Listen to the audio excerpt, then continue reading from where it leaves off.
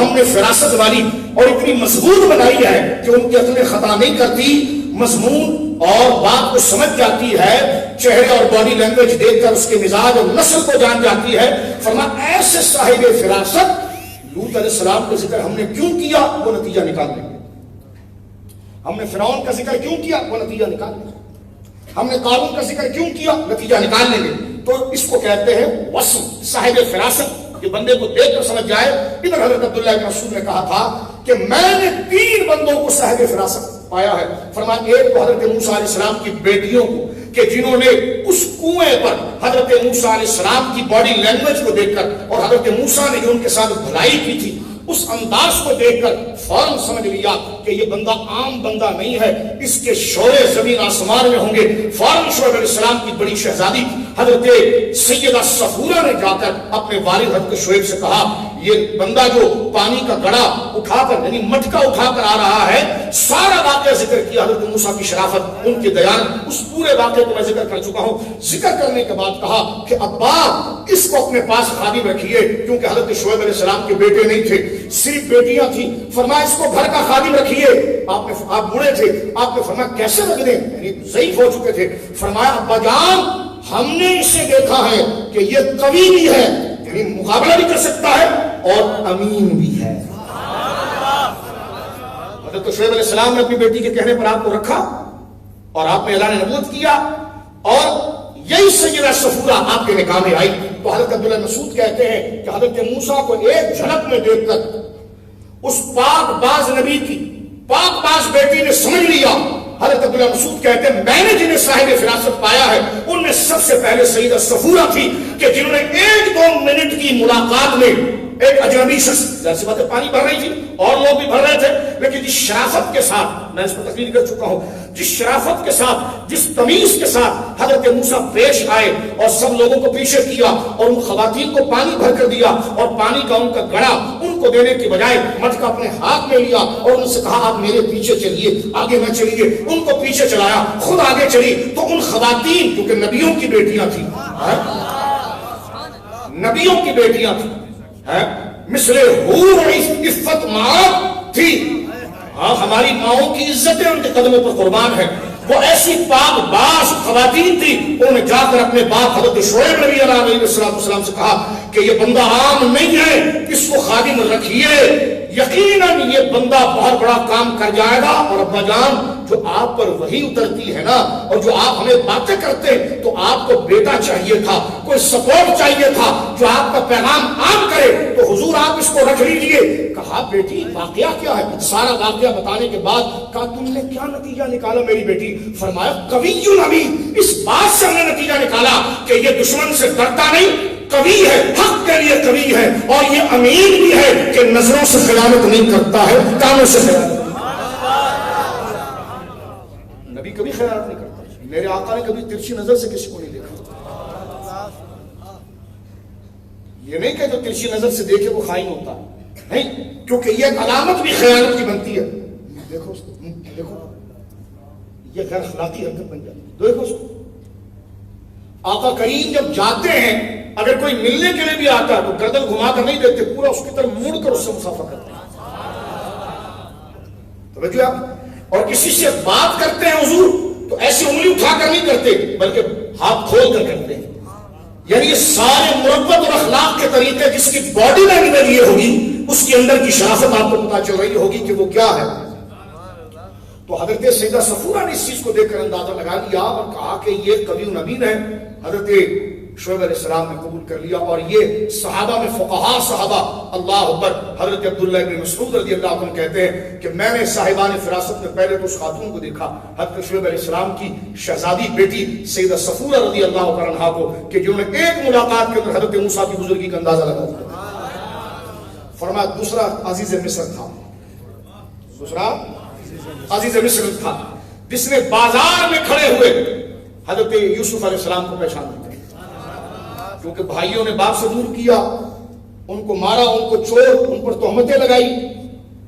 اب وہ آ کر غلاموں کے ساتھ کھڑے ہیں نبی زادے، لیکن عزیز مصر جو مصر کا بادشاہ تھا اس کی اولاد نہیں تھی، جو زلیخا کا شوہر تھا، اس کی سواری قریب سے گزری، جس طرح بڑی بیر، جس طرح کراچی میں بھی منڈی لگی تھی، جنہوں نے قربانی کی تھی اللہ قبول فرمائے، اس طرح بندوں کی منڈیاں لگتی تھی، بندے بکتے تھے.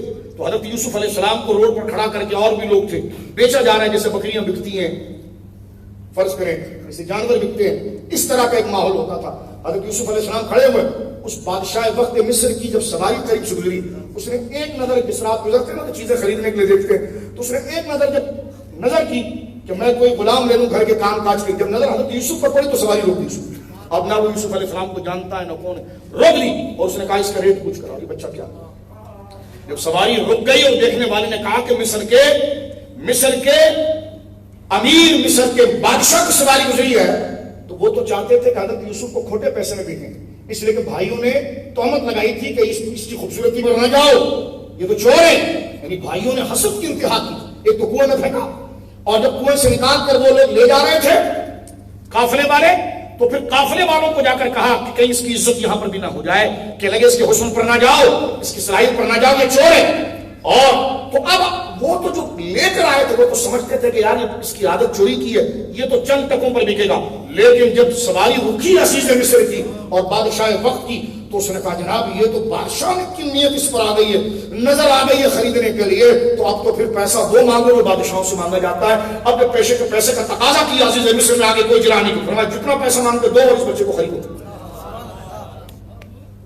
کیونکہ عزیز مصر نے اندازہ لگا دیا تھا کہ اس کا چہرہ بتاتا ہے اس کا نسب عام نہیں ہے، یہ عام برادری کا بندہ نہیں ہے، اس کا چہرہ بتاتا ہے یہ بڑا خاندانی بندہ ہے، اس کا چہرہ بتاتا ہے اس کے باپ دادا بہت عظیم لوگ ہوں گے، اس کے کھڑے ہونے کا انداز بتاتا ہے، اس کی پیشانی بتاتی ہے، اس کی بھویں بتاتی ہے، اس کی پلکیں بتاتی ہے، اس کی ہونٹوں کی گولائی بتاتی ہے، اس کی تھوڑی بتاتی ہے، اس کے چہرے کا رنگ بتاتا ہے، اس کے کھڑے ہونے کا انداز بتاتا ہے کہ کسی خاندان کا فرد ہے. اور یقیناً یہ میرے نظام کو فائدہ دے گا. اور یقیناً دیکھیے کہ حضرت یوسف کو خرید کر لایا، اور یہی ہوا کہ مصر کی ساری بادشاہی پھر یوسف علیہ السلام کے پاس آئی، اور عزیز مصر نے مرنے سے پہلے آپ کو مصر کا بادشاہ بنایا.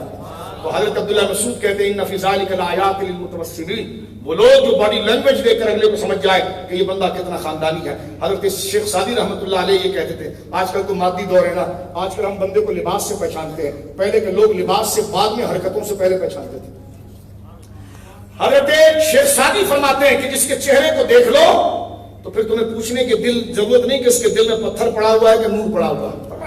فرمایا چہرہ جو ہے وہ دل کا آئینہ ہوا کرتا ہے. اب ایسے صاحب بصیرت لوگ کہاں پر ہے؟ اللہ ہمارے لیے خاتمہ خیر پر فرمائے، ہمارے لیے آسانی اور عافیت فرمائے. اللہ ہمارے لیے بری تقدیر کا فیصلہ نہ فرمائے، سعیدوں میں اللہ ہمارا شمار فرمائے. اور اللہ رب العالمین جل وعلا خاتمہ بالخیر اور نجات عافیت والی ہمیں عطا فرمائے. اللہ اکبر. یہ تو خدا کی خفیہ تدبیر ہے کہ کس کے ساتھ کیا معاملہ ہے. اللہ رب العالمین جل وعلا اس پاک لوگوں کے صدقے ہمارے لیے خیر فرمائے. حضرت عبداللہ بن مسعود جیسا عالم کہتا ہے، فرمایا تیسرا میں نے صاحب بصیرت جس بندے کو دیکھا. کیونکہ دیکھیں صاحب فراست وہ ہے جس بندے کو دیکھ کر فیصلہ کرتا ہے نا تو اس سے پھر پورا علاقہ فیض اٹھاتا ہے. جیسا حضرت سیدہ صفورہ نے فیصلہ کیا حضرت موسیٰ کے لیے، زمانے میں فیض اٹھایا. عزیز مصر نے فیصلہ کیا حضرت یوسف کے لیے، زمانے میں فیض اٹھایا. وہ تھے اتنے مضبوط اور قابل لوگ. اللہ اکبر. حضرت عبداللہ مسعود جیسا افقہ فی العلم یہ بات کرتا ہے، فرمایا میری زندگی کا تجربہ ہے کیونکہ میں نے ان کی خدمات کو دیکھ کر یہ اندازہ لگایا کہ ابو بکر بہت ذہین آدمی تھے. سبحان اللہ سبحان اللہ.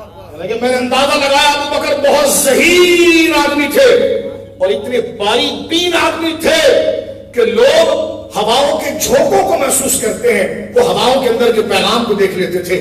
فرمایا ابو بکر، کسی نے پوچھا ابو بکر کی اس قدر ذہانت کو آپ نے کس دلیل سے مانا؟ کہ میں نے اس دلیل سے مانا کہ جب انہوں نے خلافت کے لیے عمر کو چنا.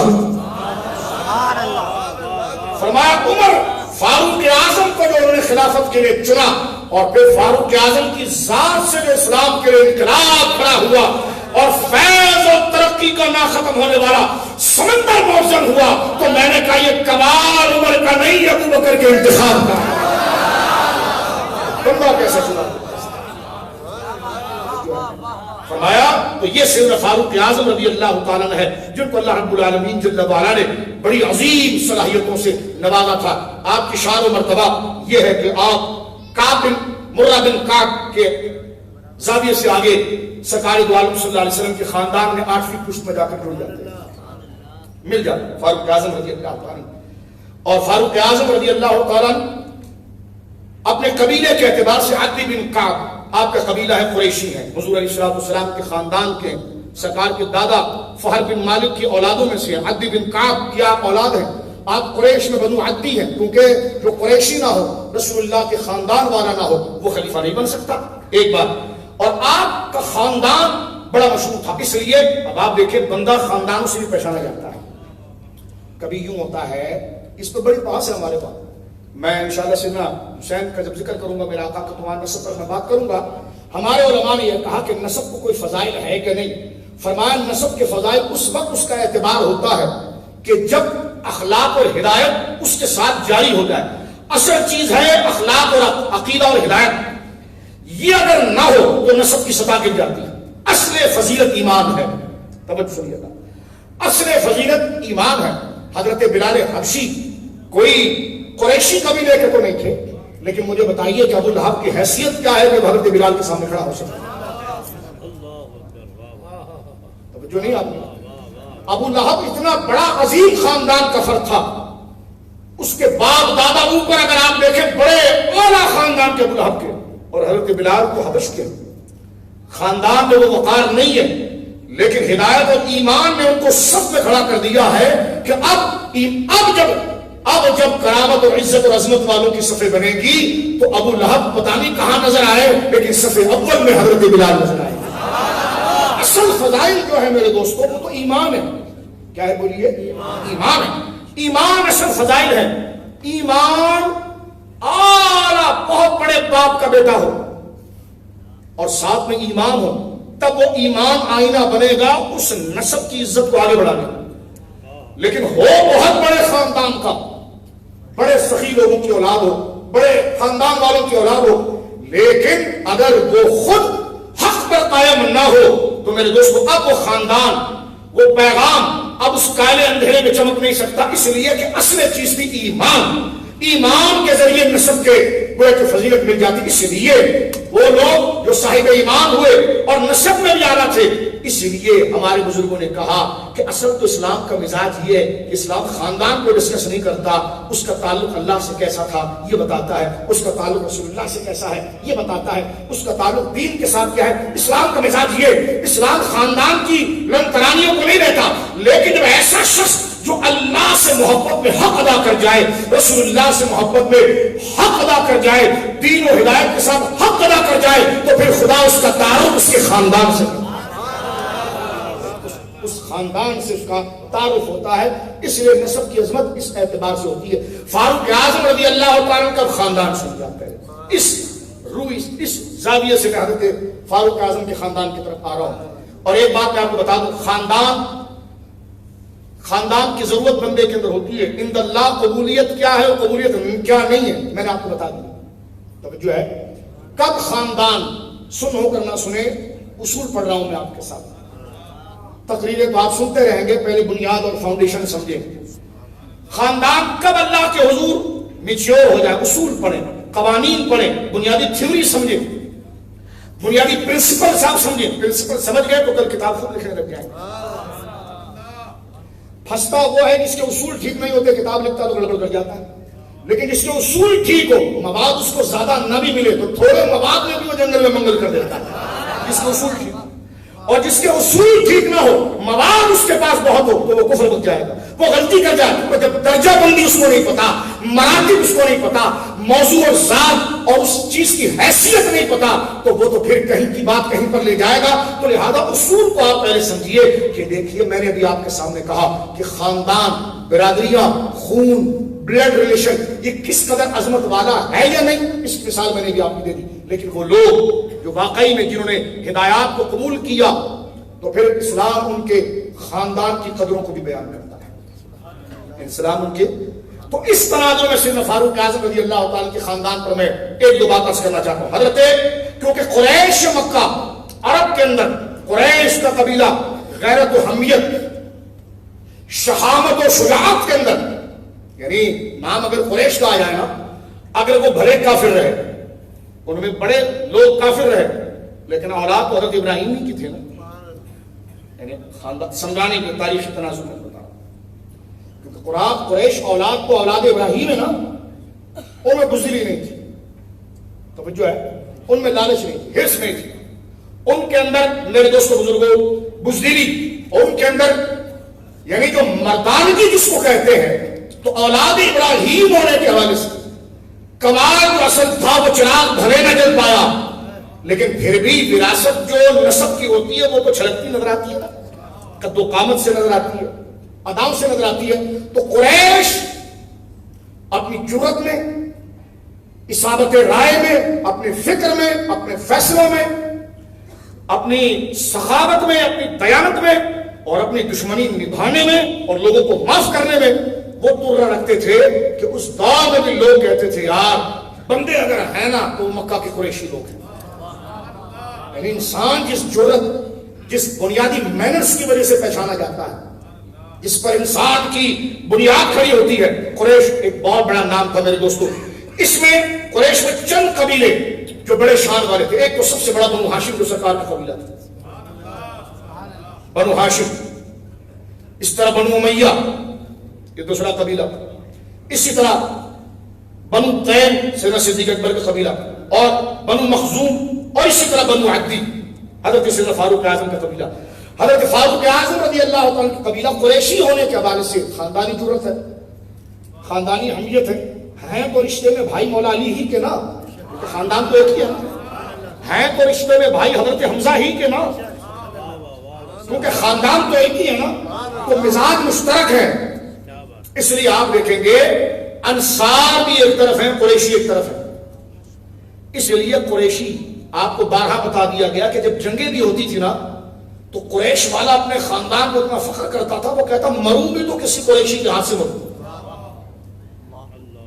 بدر کے اندر آپ نے نہیں دیکھا کہ جب سامنے سے لڑنے کے لیے انصار آ گئے تو انہوں نے کہا تم سبزیاں کھانے والوں، تم ہمارے ساتھ، لفظ کہا باقاعدہ، تم سبزیاں بونے والوں، یعنی فخر کیا، غلط بات کی، لیکن ایسے بات کافر تھے وہ، لیکن اپنے نسب پر گھمنڈ اتنا تھا کہ لگے تم سبزیاں بونے والوں، تم جناب جو ہے کہ وہ سبزیاں کھانے والوں، تم ہم سے لڑو گے.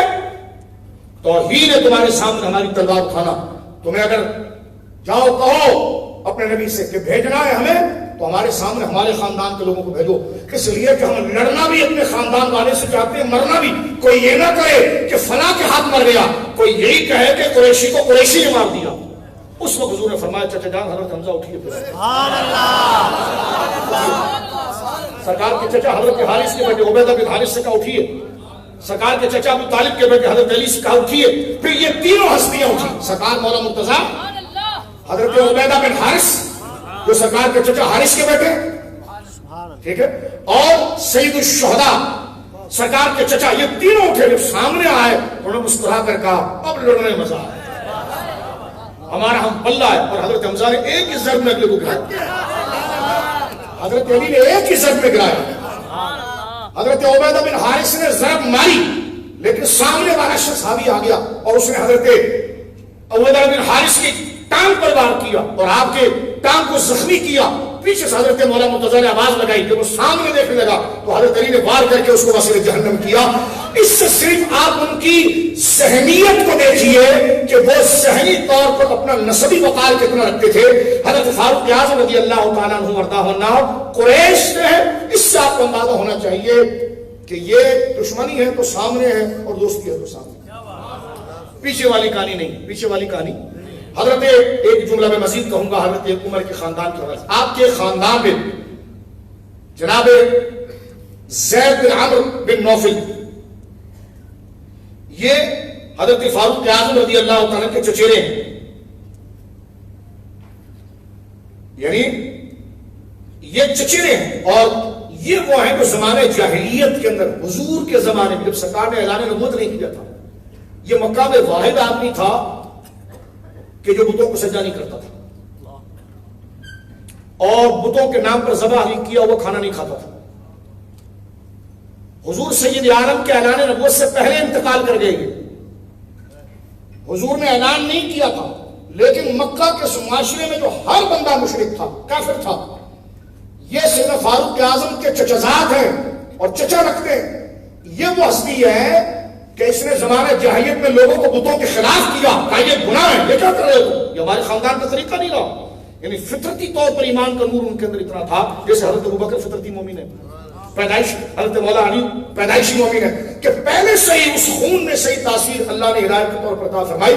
تو یہ جو ہے عمر بن نوفل یہ روکتے تھے کہ نہیں کرنا، بتوں کا کھانا نہ کھانا. جب ان کا انتقال ہو گیا اور سرکار نے اعلان رسالت کر دیا تو کسی نے سوال کیا ان کے بارے میں اور ورقہ بن نوفل کے بارے میں. ورقہ بن نوفل حضرت سیدنا خدیجہ کے رشتہ دار، جب پہلی وحی آئی تھی جو ورقہ بن نوفل کے پاس گئے تھے، توجہ ہے، ان دونوں کے بارے میں حضور سے سوال ہوا کہ یا رسول اللہ لوگ یہ کہہ رہے ہیں تو مشرک مر گئے، کافر مر گئے. سرکار نے فرمایا زبانیں بند کرو، اعلان میں نے ابھی کیا، لیکن وہ بندہ فطرت پر ایسا مواہب تھا، میں نے ان دونوں کو جنت کے اندر اڑتا ہوا دیکھا. یہ صرف فاروق اعظم رضی اللہ تعالیٰ عنہ کے عزیز ہیں. حضرت فاروق اعظم رضی اللہ تعالیٰ عنہ نے جس وقت اسلام قبول کیا، جب تک اسلام قبول نہیں کیا آپ کی نسبی شان یہ تھی کہ اس طرح کہ آپ جانتے ہیں کہ آپ پہلے سے لکھنا پڑھنا جانتے تھے، آپ پہلے سے لکھنا پڑھنا جانتے تھے اور آپ قریش کے سفیر تھے. اس پر بات ہوتی رہتی ہے. سفارت آپ کے پاس تھی، سفارت کا منصب حضرت سیدنا فاروق اعظم رضی اللہ عنہ کے پاس تھا. لیکن جب اسلام لے کر آئے، مختصر آپ جانتے ہیں، جب آپ کے دل میں اسلام آیا آپ کی بہن فاطمہ کی تلاوت کی وجہ سے، اور اس پر ہم گفتگو کر چکے ہیں کہ سورہ طٰہٰ کی کون سی آیت پڑھی، اس میں کیا مقام تھا، یہ آپ سنتے رہتے ہیں. جب وہ وہاں سے نکلے اور سرکار دو عالم صلی اللہ علیہ وسلم صفا کے قریب ایک کے گھر میں آرام فرما رہے تھے، تو جب آپ آنے لگے تو حضرت صحابہ کرام نے کھڑکی سے دیکھا کہ حضرت عمر آ رہے ہیں. ان کی بہادری کے چرچے اتنے تھے کہ صحابہ کرام رضوان اللہ اجمعین جو اولین مہاجرین ہیں ان میں بظاہر ڈر نہیں کبھی آئے گا اور ہم کھڑے تو ہو جائیں گے، لیکن حضور سید عالم صلی اللہ علیہ وسلم کے بارے میں اعلان کر چکے ہیں کہ میں معاذ اللہ سرکار کو شہید کروں گا، تو اب یہ عمر آ رہا ہے تو اس کو گھیریں گے کس طرح، اور حضور کی فکر میں وہ پریشان ہوئے. تو حضرت حمزہ نے دیکھا تو حضرت حمزہ نے سے پوچھا، کیونکہ حضرت حمزہ چند دن پہلے ایمان لائے. آپ نے فرمایا خاموش ہو جاؤ، گھبرانا نہیں، عمر آ رہا ہے آنے دو، اگر صحیح بات کی تو ٹھیک ہے ورنہ اسی کے تلوار سے اس کو قتل کروں گا. تو یہ دو بندے، سرکار نے یہ جملہ سنا تو سرکار نے وہی سے کہا کہ چچا جان کچھ مت کیجیے گا، آنے دیجیے گا، آنے دیجیے گا. اب اس ساری کتابوں کے اندر حضرت سیدنا فاروق جیسے عمر آئے، حضرت عمر جب آئے تو آپ نے دروازے پر دستک دی، دروازہ کھولا گیا. حضرت حمزہ سے پوچھا حضور کہاں ہیں، سرکار سامنے تشریف فرما. سرکار کو جب دیکھا تو ایک کیفیت تاری ہوتی، کئی حوالے ہیں اس میں سے ایک جو ہمارے مزاج کے ساتھ جڑ رہا ہے وہ میں آپ کے سامنے کر رہا ہوں کہ مرشد کے سامنے جب پہنچ گئے تو گھٹنوں کے بل گرے. ایک روایت میں آتا ہے کہ سرکار نے ان کو آستین سے پکڑا، مرشد اعظم نے آستین سے پکڑا، اور یہ قلبی تطہیر ہوتی ہے جس کو انجذاب کہتے ہیں تصوف کے اندر، کہ سینے سے سینہ لگا کر اپنا فیضان اس میں ڈال دینا اور اس کے دل سے جو گندی چیزیں سب ظاہر کر دینا. انجذاب کی جو کیفیت ہے، سرکار نے آستین سے پکڑا اور آستین سے پکڑ کر حضرت فاروق اعظم کے آستین کو جھنجھوڑ کر فرمایا اللہم اخرج غلہ ما فی صدری، یا اللہ جتنی گندگی ہے اس کے سینے میں سب نکال دے. اور ایک روایت ہے سیدنا سرکار علیہ السلام نے آپ کے سینے پر ہاتھ مارا. سینہ صدر ہے، یہ ہدایت کا مرکز ہے. سرکار دو عالم صلی اللہ علیہ وسلم اکثر دم کرنے کے لیے سینے پر ہاتھ رکھتے. یہ تصوف کا ایک الگ قاعدہ ہے، کبھی ذکر کریں گے کہ یہ سینے پر، سینہ مصدر ہدایت ہے. سینے کو عربی زبان میں صدر کہتے ہیں. صدر کا معنی ہوتا ہے دروازہ، یعنی اللہ کی ہدایت کا جو دروازہ ہے وہ سینہ ہے. تو اسی لیے سینے پر ہاتھ رکھ کر وظائف پڑھے جاتے ہیں. شرح صدر کی بات یہاں سے کی جاتی ہے کیونکہ فیضان جو ہے نا اللہ کا وہ یہاں سے نہیں اترتا ہے، وہ یہاں سے اترتا ہے. تو صدر، اس لیے اللہ نے فرمایا نشرح لک صدرک. صدر کی بات ہر جگہ پر ہوئی ہے، صدر کی بات ہر جگہ پر ہوئی ہے. اسلام میں کھوپڑی کا ذکر بہت بعد میں ہوا ہے، سینے کا ذکر سب سے پہلے ہوا، کیونکہ کھوپڑی کے اندر جو عقل ہوتی ہے وہ مادیت کا ادراک کرتی ہے، اور سینے میں جو عقل ہوتی ہے وہ غیب کا ادراک کرتی ہے. اسی کو امام محمد رضا کہتے ہیں کہ دل کو جو عقل دے خدا تیری دلی سے دے. بعض دوستوں نے کہا کہ عقل تو دماغ میں ہوتی ہے، امام یہ سینے کی بات کیوں کر رہے ہیں؟ میں نے کہا امام جس عقل کی بات کر رہے ہیں آپ اس کو سمجھ ہی نہیں رہے. امام کا یہ کہنے کا مقصد نہیں کہ سر میں عقل نہیں ہوتی. فرمایا سر کی عقل کا زاویہ اور ہے, سینے کی عقل کا زاویہ اور ہے. اس عقل کو ایمان کہتے ہیں, ہدایت کہتے ہیں, توفیق کہتے ہیں, جو فرمایا گیا کہ دل کو جو عقل دے خدا تیری دل سے. حضرت عمر کے سینے پر ہاتھ رکھا اور حضرت عمر رضی اللہ تعالیٰ نے اس وقت کلمہ شریف پڑھ لیا.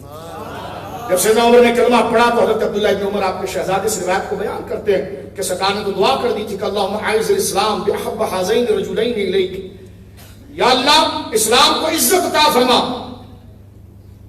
دو مرد جو انتہائی محبوب ہے تیری طرف. اس وقت اسلام کو جرأت مند لوگوں کی ضرورت تھی. سرکار نے ایک نام پہلے لیا ابو جہل کا.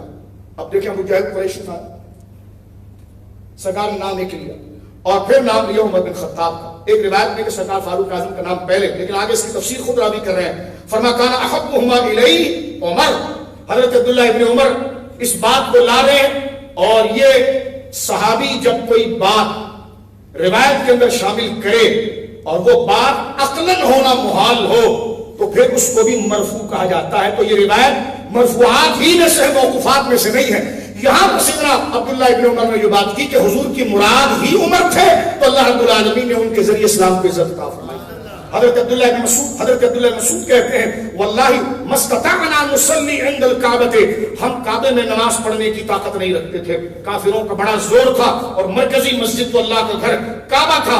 فرمایا کہ ہم ظاہر حتی اسلم عمر, یہاں تک کہ عمر اسلام لائے تو ہم نے کعبہ میں نماز پڑھی. ایک کتاب میں یوں بھی آتا ہے روایت کے اندر کہ جس وقت حضرت عمر اسلام لائے تو صحابہ کرام نے اللہ اکبر کہا. فرمایا اللہ اکبر کا نعرہ ایسا تھا کہ نیچے قریب کے جو کفار کے گھر تھے ان کے اوپر کپ کپی طاری ہو گئی. سیدنا فاروق اعظم رضی اللہ تعالیٰ عنہ وردہ نے جب اسلام لائے تو آپ نے جب سرکار سے اجازت لینے کے بعد, تفصیلی سفر ہے, جب آپ نیچے آئے تو سب سے بڑا پیٹ کا حلقہ, نام اس کا نہیں لیتا اس لیے کہ مسلمانوں میں اس نام کی مشابہت ہوتی ہے تو پھر لوگ کسی کا مذاق اڑاتے ہیں, نام نہیں لیتا اس شخص کا. آپ نے اس کے بارے میں پہلے معلوم کیا کہ سب سے زیادہ پیٹ کا حلقہ کون ہے, جس کو ایک بات کرو تو وہ 10 لمبی کر کے بیان کرتا ہے. تو کہا کہ وہ ہے. فرما جاؤ بلا کر لاؤ, بلا کر لایا. جب اس کو بلا کر لایا گیا کہ یہ وہ وقت ہے کہ جس وقت حضور کے ساتھ آنا اپنی گردن کو کٹوانا ہے. یہ 4 یا 5 نبوی ہے, اعلان نبوت کا 4واں 5واں سال ہے. اس کے بعد آگے شاد ابی طالب کا مرحلہ شروع ہونا ہے. انتہائی سختی ہے. لیکن دیکھیے میرے دوستوں, جو خود سفیر رہا ہو, پروٹوکول آفیسر رہا ہو, نمائندہ رہا ہو, مال و زر کے ساتھ رہا ہو, اس سے کیا ضرورت ہوگی اس طرف آنے کی؟ ضرورت کیا ہوئی؟ اللہ کی توفیق تھی کہ ہر منصب کو چھوڑ کر دار اسلام میں شامل ہو. میرے دوستوں توجہ کیجیے, جب وہ شخص آیا تو کہنے لگا جی آپ نے پہلے اس کو تھوڑا سے پیسے دینے کے بعد آپ نے فرمایا کہ تجھے پتا ہے میں محمد صلی اللہ علیہ وسلم پر ایمان لے آیا ہوں, تجھے پتا ہے میں محمد صلی اللہ علیہ وسلم پر ایمان لے آیا ہوں. اس نے کہا ہاں. یہ کہہ کر وہ بھاگ کر اس نے سب سے پہلے ابو جہل کے دروازے کو کھٹکھٹایا, کیونکہ جو ان کا سب تھا اس کو بتانے کے لیے. جب اس نے دروازہ کھولا تو اس نے کہا تمہیں پتا ہے عمر مومن ہو گیا؟ اس نے کہا کیا بات کر رہے ہو؟ کہا مجھے ابھی کہا. تو ابو جہل نے غصے میں دروازہ اس کے منہ پر مارا. اس واقعے سے پتا چلا کہ عمر نے جب تسلیم نہیں کیا تو ایک طرف سے تلوار لے کر چلتے تھے, لیکن جب تسلیم کیا تو پورے مکے میں اعلان کرایا کہ اب میرا تعلق تم سے نہیں ہے, میرا تعلق رسول اللہ. یہ سیدنا فاروق اعظم رضی اللہ تعالیٰ عنہ کی ایمانی وہ کیفیات ہیں. اس کو ہمارے صوفیاء نے کہا کہ نفس ناطقہ کے اندر 2 صفتیں ہیں. نفس ناطقہ سے مراد روح. کیا بولیے؟ روح. دیکھو میں آپ کی خدمت میں عرض کروں, آپ بدن سے روح نکل جائے, مردے کے منہ میں آپ شہد ڈالیں, اس کو پتا چلے گا میٹھا نہیں. تو اصل چیز جو ہے وہ روح کی لذت ہے. آنکھیں یہ روح دیکھ کر لذت پاتی ہے, یہ روح آنکھوں سے مشاہدہ کر رہی ہے اور اس کو اپنا آلہ بنائی ہے, اپنا ٹولز. روح کے ٹولز جو ہے وہ یہ بدن ہے. توجہ ہے آپ کی. تو صوفیاء کا مرکز اور زیر بحث موضوع باطن ہوتا ہے, کیونکہ ظاہر سی بات ہے ظاہر کی تطہیر کے بعد باطن کا درجہ آتا ہے. تو شریعت کی تعلیم میں مکمل کمال حاصل کرنے کے بعد اور زبردست قسم کے عالم بننے کے بعد جاہل آدمی روح کو سمجھ نہیں سکتا, کیونکہ باطن کا راستہ ظاہر سے جاتا ہے. اس لیے پیر بننے کی پہلی شرط یہ رکھی گئی ہے کہ بندہ صرف عقیدہ سنی ہو اور عالم ہو, اتنا عالم ہو کہ وہ اپنے ضرورت کے مسائل کو بغیر کسی کی مدد سے کتابوں سے نکال سکے. کیونکہ مرشد وہ ہوتا ہے جو اللہ کی طرف ہدایت دے. تو جو اللہ کے راستے کو خود نہیں جانتا وہ آپ کو کیسے اللہ کا نام بتائے گا؟ اور اللہ کی طرف رشد کیا ہے؟ قرآن و سنت اور شریعت. توجہ آپ. تو اب اس تناظر میں دیکھیے فرمایا گیا کہ روح کی صفت دو ہے، ایک قوت عاقلہ اور ایک یعنی روح جو ہے وہ دو چیزوں سے تمیز پاتی ہے، اور دو چیزوں سے، قوت عاقلہ یعنی قوت علمیہ اور قوت عملیہ. قوت عقلیہ، قوت عملیہ، روح کے اندر دو فیضان ہیں. فرماتے ہیں کہ اب اس کو آپ سمجھیے، فرماتے ہیں کہ روح کو کی تربیت نہ ہو، اللہ نے روح کے اندر سمجھ بھی رکھی ہے اور عمل کی توفیق بھی رکھی ہے. اگر اس کی سمجھ ٹھیک ہو جائے تو بری چیز اس پر نہیں گھستی، اور سمجھ ٹھیک ہونے کے ساتھ اگر سمجھ ٹھیک ہوئی تو روح پریکٹیکل طور پر ایسے کام کی طرف جائے گی جو اللہ رب العالمین کو محمود ہے. اسی لیے مرشد کی ضرورت اس لیے پڑتی ہے کہ کپڑا تو بیوی بچوں نے دھو کر دے لیا، وہ تو صاف تھا. مرشد روح کو دھوتا ہے، تو روح کو دھونے کے لیے وہ ہمارے عقل کی تہذیب کرتا ہے اور ہمارے عمل کی تہذیب کرتا ہے. تو عقل کی تہذیب یعنی صفائی اور اس کو صحیح رخ کی طرف لانا، اور عمل کی تہذیب اس کو صحیح طور پر لانا، یہ مرشد کی ذمہ داری ہوتی ہے. اب فرماتے ہیں صوفیاء اکابر حضرت عمر کو سمجھنا ہے تو یہ سمجھو عمر فاروق اعظم عام شخص نہیں، اس امت کا وہ قطب اعظم ہے کہ جس نے ان کو سمجھ لیا نا تو پھر مولا علی جیسے آدمی بھی چیخ پڑے. فرمایا کہ اذا ذکر الصالحون فحی علی ابی عمر، علی کہتے ہیں تمہیں اگر دین چاہیے نا تو جب نیک اور ولیوں کا ذکر کرو نا تو پھر عمر کے ذکر سے اس بات کی ابتدا، عمر کے ذکر سے اس بات کی ابتدا. اور حضرت عبداللہ مسعود کا قول میں آپ کے سامنے پڑھتا ہوں اکثر. حضرت عبداللہ مسعود کہتے ہیں میں حضرت عمر کی محفل میں بیٹھ کر ایک دفعہ میں نے اللہ کہا، آپ کی محفل میں آپ کے سینے کے سامنے بیٹھ کر اور آپ کے چہرے کے سامنے بیٹھ کر میں نے اللہ کہا اور اللہ کا ذکر کیا. کہتے پورا سال سنتن، پورا سال میں یہ وظیفہ پڑھتا رہا اکیلے میں، مجھے وہ لذت نہیں آئی جو آپ کے سینے کے سامنے بیٹھ کر اس کلمات کو کہنے سے آئی. یہ ہے بیعت جو اصل صحبت ہے. تم اہل سنت کو بدعتی کہتے ہو، ان حدیثوں کا اطلاق کہاں کرو گے؟ ان حدیثوں کا اطلاق کہاں کرو گے؟ سرکار دو عالم صلی اللہ علیہ وسلم کی حدیث مبارکہ ذرا توجہ کرنا میرے دوستوں بزرگوں. اس سے میں ایک نظریہ بیان کرتا ہوں. حضرت عبداللہ بن عمر کہتے ہیں کہ سرکار نے فرمایا ان اللہ جعل الحق علی لسان العمر، اللہ نے عمر کی زبان پر حق کو جاری کیا. یہ ولایت کا اعلان ہے. من کنت مولا بھی ولایت کا اعلان ہے اور یہ بھی ولایت کا اعلان ہے کہ اللہ نے توجہ ہے حق کو عمر کی زبان پر جاری کیا. تو حق کو جاری کیا تو یہ مادیت سیاست نہیں، یہ ولایت ہی اور کیا ہے. تو جس طرح من کنت مولا ہو فہذا علی مولا، وہ ولایت اور قرب الہی کا اعلان ہے. اسی طرح رسول اللہ صلی اللہ علیہ وسلم فرمایا ان اللہ جعل الحق علی لسان العمر، اللہ نے حق کو عمر کی زبان پر جاری کر دیا تو یہ حق خود ولایت کا نشان ہے. جن جن کی ولایت ہے سب کو تسلیم کرنی چاہیے، اور یقیناً میرے مولا ولیوں کے ولی ہے، اس میں کون انکار کرتا ہے. لیکن میرے دوستو ذرا توجہ کیجئے گا، جو بات میں یہاں پر عرض کر رہا ہوں، جب یہ میں یعنی مرشد کی صحبت میں بیٹھ کر روح کی، میں آپ تھوڑا سے آسان کر کے جملہ عرض کرنا چاہتا ہوں حضرت عمر کے مقام کے لیے، کیونکہ حضرت عمر بحیثیت صوفی اعظم اور مرشد اعظم کے جملہ، ہم جب کسی کامل اور نیک آدمی کی صحبت میں بیٹھتے ہیں نا تو ہمارے سوچنے کا زاویہ بدل جاتا ہے. یہ ہماری قوت عقلیہ کی تہذیب ہو رہی ہے. توجہ ہے. آپ جب کسی نیک اور متقی آدمی کے پاس بیٹھتے ہیں نا تو پہلے آپ چیزوں کو بڑا ہلکا لیتے تھے، اب چیزوں کو بڑا اہم لگنے لگے. اس کا مطلب اب پالش ہوئی آپ کی عقل پر. اسی کو تہذیب کہتے ہیں. اس کو کیا کہتے ہیں جی؟ توجہ ہے، تہذیب کہتے ہیں. یعنی شائننگ آ رہی ہے آپ میں جتنا زیادہ بیٹھ کریں گے.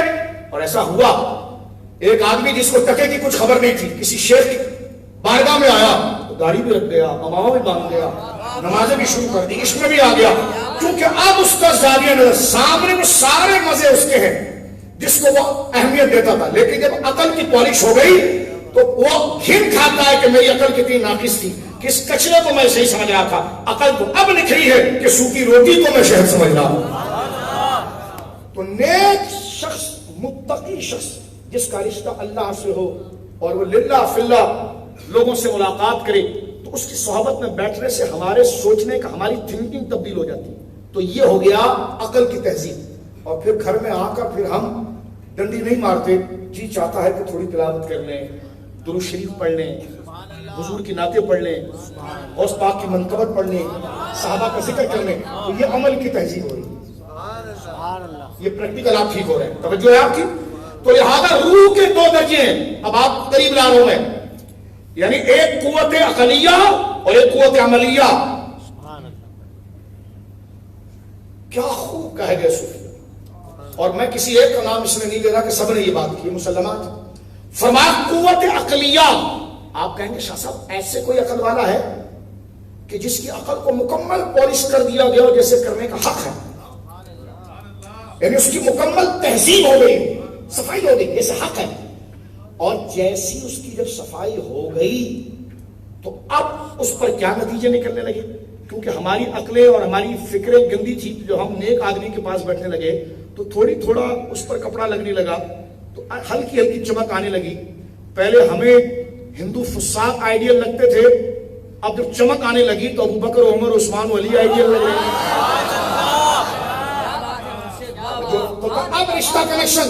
صوفیہ یہ کہتے ہیں، اب میں آگے لے جا رہا ہوں مضمون کو بہت آسان کر کے، اور یہ بڑی دقیق بحث ہے تصوف میں، لیکن میں نے آپ کے لیے یعنی سمجھانے کے لیے، اپنے اور آپ کے لیے کیا، ہم سب اس کے محتاج ہیں، اپنے لیے بات کی ہے کہ جب عقل کی تہذیب کی انتہا ہو، جب عقل مکمل مہذب ہو جائے، جب عقل ہر قسم کی آلائشوں سے پاک ہو جائے، تو ایسی عقل جو ساری آلائشوں سے پاک ہو اور عقل جو اپنا اصل مقام پائے، تو وہ درجہ وہی ہوتا ہے. وہ درجہ وہی ہوتا ہے. انبیاء پر وہی آتی اس لیے ہے کہ وہ قوت عقلیہ میں رب کریم ان کی عقل کی تہذیب ایسی کرتا ہے کہ اس سے بڑا کوئی عقل، تہذیب اور چمک ہوتی نہیں. اس لیے ان کو ادھر ادھر سے ہدایت نہیں، براہ راست رب سے تعلق آ جاتا. تو تہذیب عقل کی انتہا وہی ہے، اور عمل کی تہذیب کی انتہا عصمت ہے کہ گناہ ہوتا ہی نہیں. ہم تھوڑی دیر، ہماری تھوڑی شکل پاک ہوئی تو 15 منٹ ہمارے میں گزر لگے. انبیاء کی عقل اتنی صاف کر دی جاتی ہے، یہ ہوتی ہے، ان پر وہی اترتی اس لیے ہے کیونکہ علم کا تعلق عقل سے ہے. اس کو ایک اور زاویہ سنیں، علم کا تعلق عقل سے ہے. یہ تو ہمارے مبتدی طالب علم بھی سمجھتے ہیں. میں خود بھی کہ اس فلسفے کو نہیں بیان کرتا، اختلاف ہونے کا آسان سے تعریف کہتے ہیں نا کہ حصول صورت الشیء عند العقل فی العقل، یہ سارے اختلافات چل رہے ہیں. 5 حضرت فتح شرابادی نے مرقات کے اندر 5 تعریف علم کی کر دی کہ علم کس کو کہتے ہیں. فرمایا جو عقل کے ساتھ جو چیز آ جاتی ہے دماغ میں. اب آپ نے جواہر المنطق ابتدائی کتاب میں بھی آپ نے پڑھا، ہمارے بزرگوں کے درجات اللہ بلند فرمائے کہ دماغ کس کو کہتے ہیں. فرمایا جس میں اشیاء کی تصویریں چھپتی ہیں، جس میں تصویریں چھپتی ہیں وہ دماغ ہے. جس میں تصویریں چھپتی ہیں وہ دماغ ہے. چیزوں کا ادراک آپ کا سینس کرتا ہے. 5 سینس آپ کا، آنکھ، ذائقہ، سماع، ٹچ، سمجھ رہے ہو؟ 5 سینس عقل کے چمچے و معاون ہیں. ان کا کام ہوتا ہے مقدمہ لا کر عقل کو دے. سینس فیصلہ نہیں کرتے یہ گرم ہے یا ٹھنڈا، نقصان ہے یا فائدہ، وہ صرف محسوس کرے گا، رزلٹ اس پر عقل دیتی ہے. اگر احساس غلطی کر جائے تو عقل غلط فتویٰ دے گی. نبی کا فیصلہ اس لیے غلط نہیں ہوتا کہ اس کے لیے معاون علم، احساس بعد میں وہی پہلے ہوتا ہے. یعنی عقل کو اطلاع صحیح ملے گی تو رزلٹ صحیح دے گا نا. تو نبی کی عقل کو اطلاع جو پہنچتی ہے وہ حواس سے بعد میں رب کے کلام سے پہلے پہنچتی ہے. تو جس کی اطلاع اتنی مثبت ہوگی تو اس کے فیصلہ قطعی نہیں ہوگا تو ہوگا کیا؟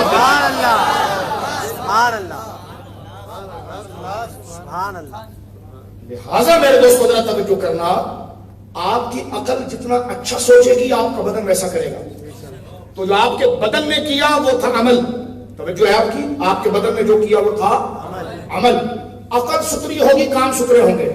تو جس کی عقل انتہائی کمال پر ستری ہو جائے نا تو اس کا عمل بھی ستھرا ہو جاتا ہے. عقل ایسے کمال پر ستری ہوئی کہ غلط بات نہیں کرتی, عمل ایسے مقام پر اب ستھرا ہوگا کہ وہ گناہ کرتا ہی. تو عصمت اور وحی یہ خاصہ انبیاء ہے اس لیے کہ ان کی عقلی قوت عقلیہ اور قوت عملیہ کی تہذیب اپنے منتہا پر ہوتی ہے. تو اس منتہا ایک طرف وحی ہے, ایک طرف عصمت ہے. اب کہا یہ بندوں میں آتا ہے. صوفیہ کہتے ہیں, بڑی توجہ سنیے, فاروق اعظم کے قریب آ رہے ہیں. سبحان اللہ. صوفیہ کہتے ہیں ہاں ان کے نائبین ہوتے ہیں, نائبین ہوتے ہیں. فرما کیا؟ فرما وحی کی نیابت فراست ہے. سبحان اللہ. وحی کی نیابت کیا ہے؟ فراست ہے. اور عصمت کی نیابت شیطان کے قریب نہ آنا ہے. فرمایا فاروق اعظم کو رسول اللہ کی صحبت میں بیٹھنے سے, اس مرشد برحق کی صحبت میں آپ کی عقل کی ایسی تہذیب کی کہ وہی اترنے سے پہلے آپ کو پتا چل جاتا وہی آنے والی ہے. سبحان اللہ. حضرت عمر کو ہلکے جملے سے تم کیا یاد کر رہے ہو؟ ابے تو نے انسان کو نہیں سمجھا, تو فاروق اعظم کو کیا سمجھے گا؟ تیرے جیسے بندے کا عمر کا نام نہ لینا حیثیت کیا رکھتا ہے؟ اس لیے کہ بڑوں کو سمجھنے کے لیے بندے کو خود باشعور ہونا چاہیے. حضرت فاروق اعظم, اس لیے فرمایا گیا, باقاعدہ عبداللہ مسعود نے کہا مجلس میں بورنگ ہو, فرما عمر کا ذکر کرو, یہ وظیفہ ہے. حضرت عمر کا نام ایسا ہے بندہ سینے پر لکھ دے وسوسے ختم ہو جاتے ہیں. اس سے بڑی ولایت کیا ہے؟ من کنت مولا بھی ولایت ہے اور نام عمر بھی ولایت ہے. کیونکہ ولایت نام ہی شیطان سے دور ہونے کا اور رحمان سے قریب ہونے کا ہے. عمر کا نام سینے پر لکھ دو, شیطان بھاگ جاتا ہے, بندہ رحمان کے قریب.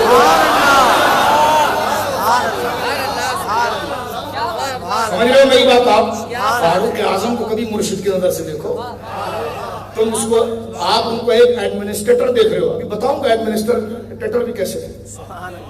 ان کی ضمانت 1500 صدیوں سے لوگ کہتے جو کام عمر کر گیا ایسا کوئی نہ. میں نے کہا خدا کی قسم ولایت میں بھی وہ کر گیا ایسا کوئی نہ. سبحان اللہ. بعد صدیق اکبر. اب اس سے حضرت ابوبکر میرے آقا کا مقام بنائیے کہ حضرت عمر کی یہ رفتار ہے تو فاروق اعظم کا کیا مقام ہوگا. حضرت عمر کی رائے پر 19 قرآن کی آیتیں اتری ہیں. بعض علماء نے کہا 23. قرآن اترنا ہے حضور کو, عمر کو پتا چل جاتا وہی آنے والا. سبحان اللہ. نہیں سمجھ رہے آپ؟ اس سے بڑی ولایت کیا ہوگی؟ آپ نبی نہیں ہیں لیکن حضور نے فرمایا تیری تہذیب ایسی کر دی میں نے کہ اگر میرے بعد میں نبی بنایا جاتا ہے تو سبحان اللہ. سبحان اللہ. لیکن انا کیا فرما میں نے, انا خاتم النبیین لا نبی بعدی. لیکن عمر میں آخری نبی ہوں, میرے بعد کوئی نبی آ نہیں سکتا, پیدا نہیں ہو سکتا. میں نے کہا جو عمر اس منزلت پر پہنچ گیا کہ صرف حضور خود کہہ گئے کمی ہے تو صرف نبوت کی ہے, کمی ہے تو صرف نبوت کی ہے. انسانیت کی تہذیب کے اس مقام پر پہنچ گیا ہے کہ وحی اتر جائے تیرے سینے پر, اس مقام تک میں نے تیرے پہنچا دیا ہے. لیکن حکمت اور قانون الہی یہ ہے کہ یہ صحرا میرے سر پر ہے, دوسرا کوئی آ نہیں سکتا.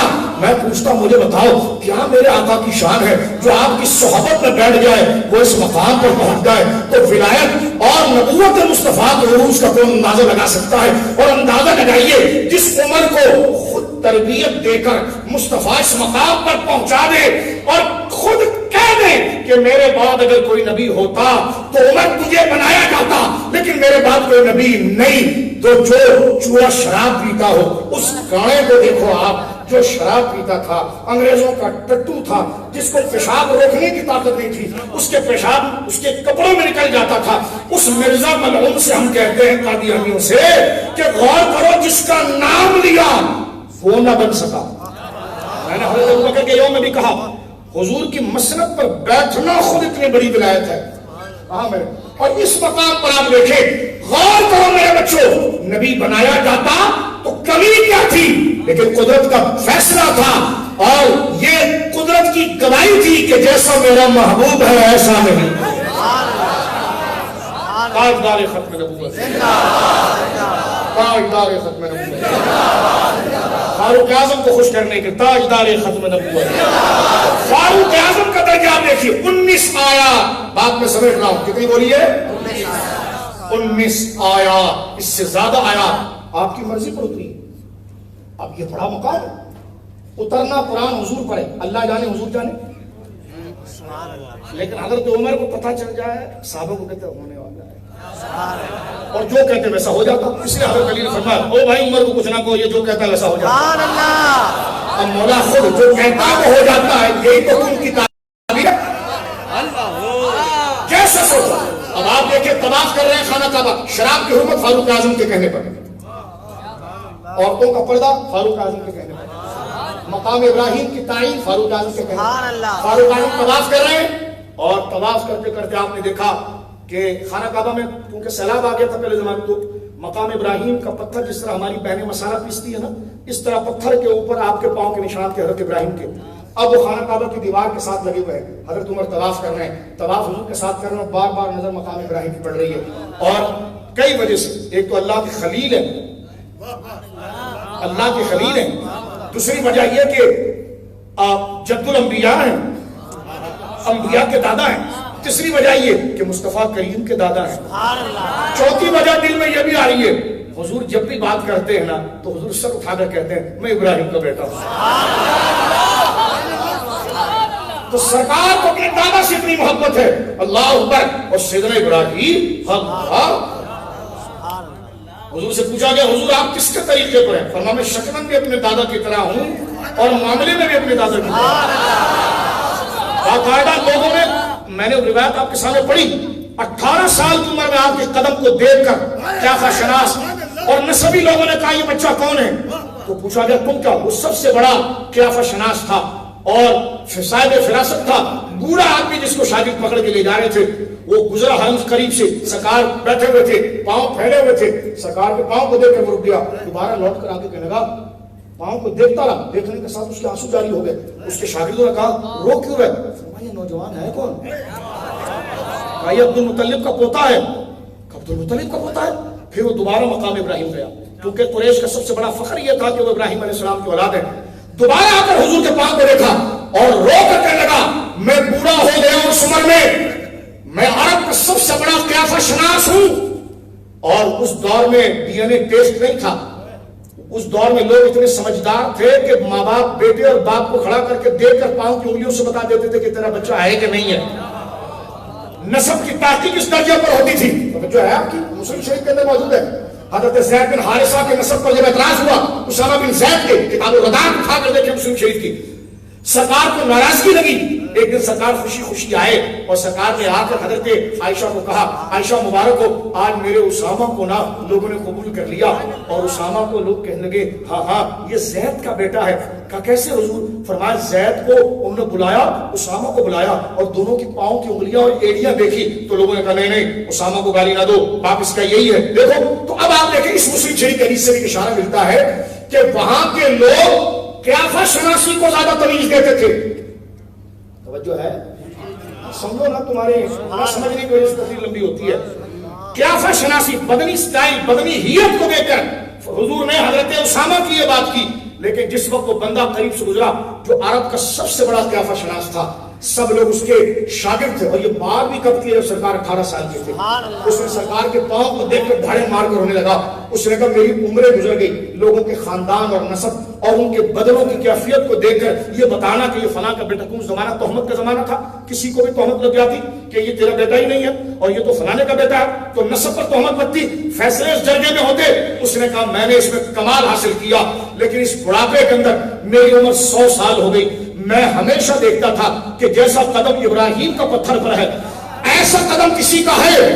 ये जो तुम बता रहे हो ना कि ये अब्दुल मुत्तलिब का पोता है, तो मैं काबे की रब की कसम उठाकर देता हूं ये हो ना हो इब्राहिम का बेटा है, इसलिए कि इसके कदम और इब्राहिम के कदम एक जैसे हैं। और हजरत इब्राहिम और हुजूर में 4000 साल का फर्क है। 4000 साल, 3000 साल का फर्क है। अब आप अंदाजा लगाइए मेरे दोस्तों बुजुर्गों। अब मैं आपको ये बात बता रहा था, हजरत उमर तवाफ कर रहे हैं, पत्थर पर नजर पड़ी जिसमें हजरत इब्राहिम के पांव के निशान है। एक तो ये कि जद्दुल अंबिया है, ایک تو یہ کہ سرکار علیہ السلام خود کو حضرت ابراہیم کی طرف منسوخ کرتے ہیں تو عقیدت بڑھ رہی ہے، اور ایک اپنے لیے بھی کہ ہم بھی تو ابراہیم کی اولاد ہیں، اور کعبہ خود ان سے عزت پاتا ہے، تو ان کے پتھر، ان کا پاؤں، ان کے نشانات، ان کے تبرکات اجنبی پڑے ہو، کہتے ہیں یہ بدعتی ہیں، جہاں تبرکات دیکھتے ہیں بھاگنے چلے جاتے ہیں۔ میں نے کہا جہاں تم ریاض دیکھتے ہو بھاگنے چلے جاتے ہیں؟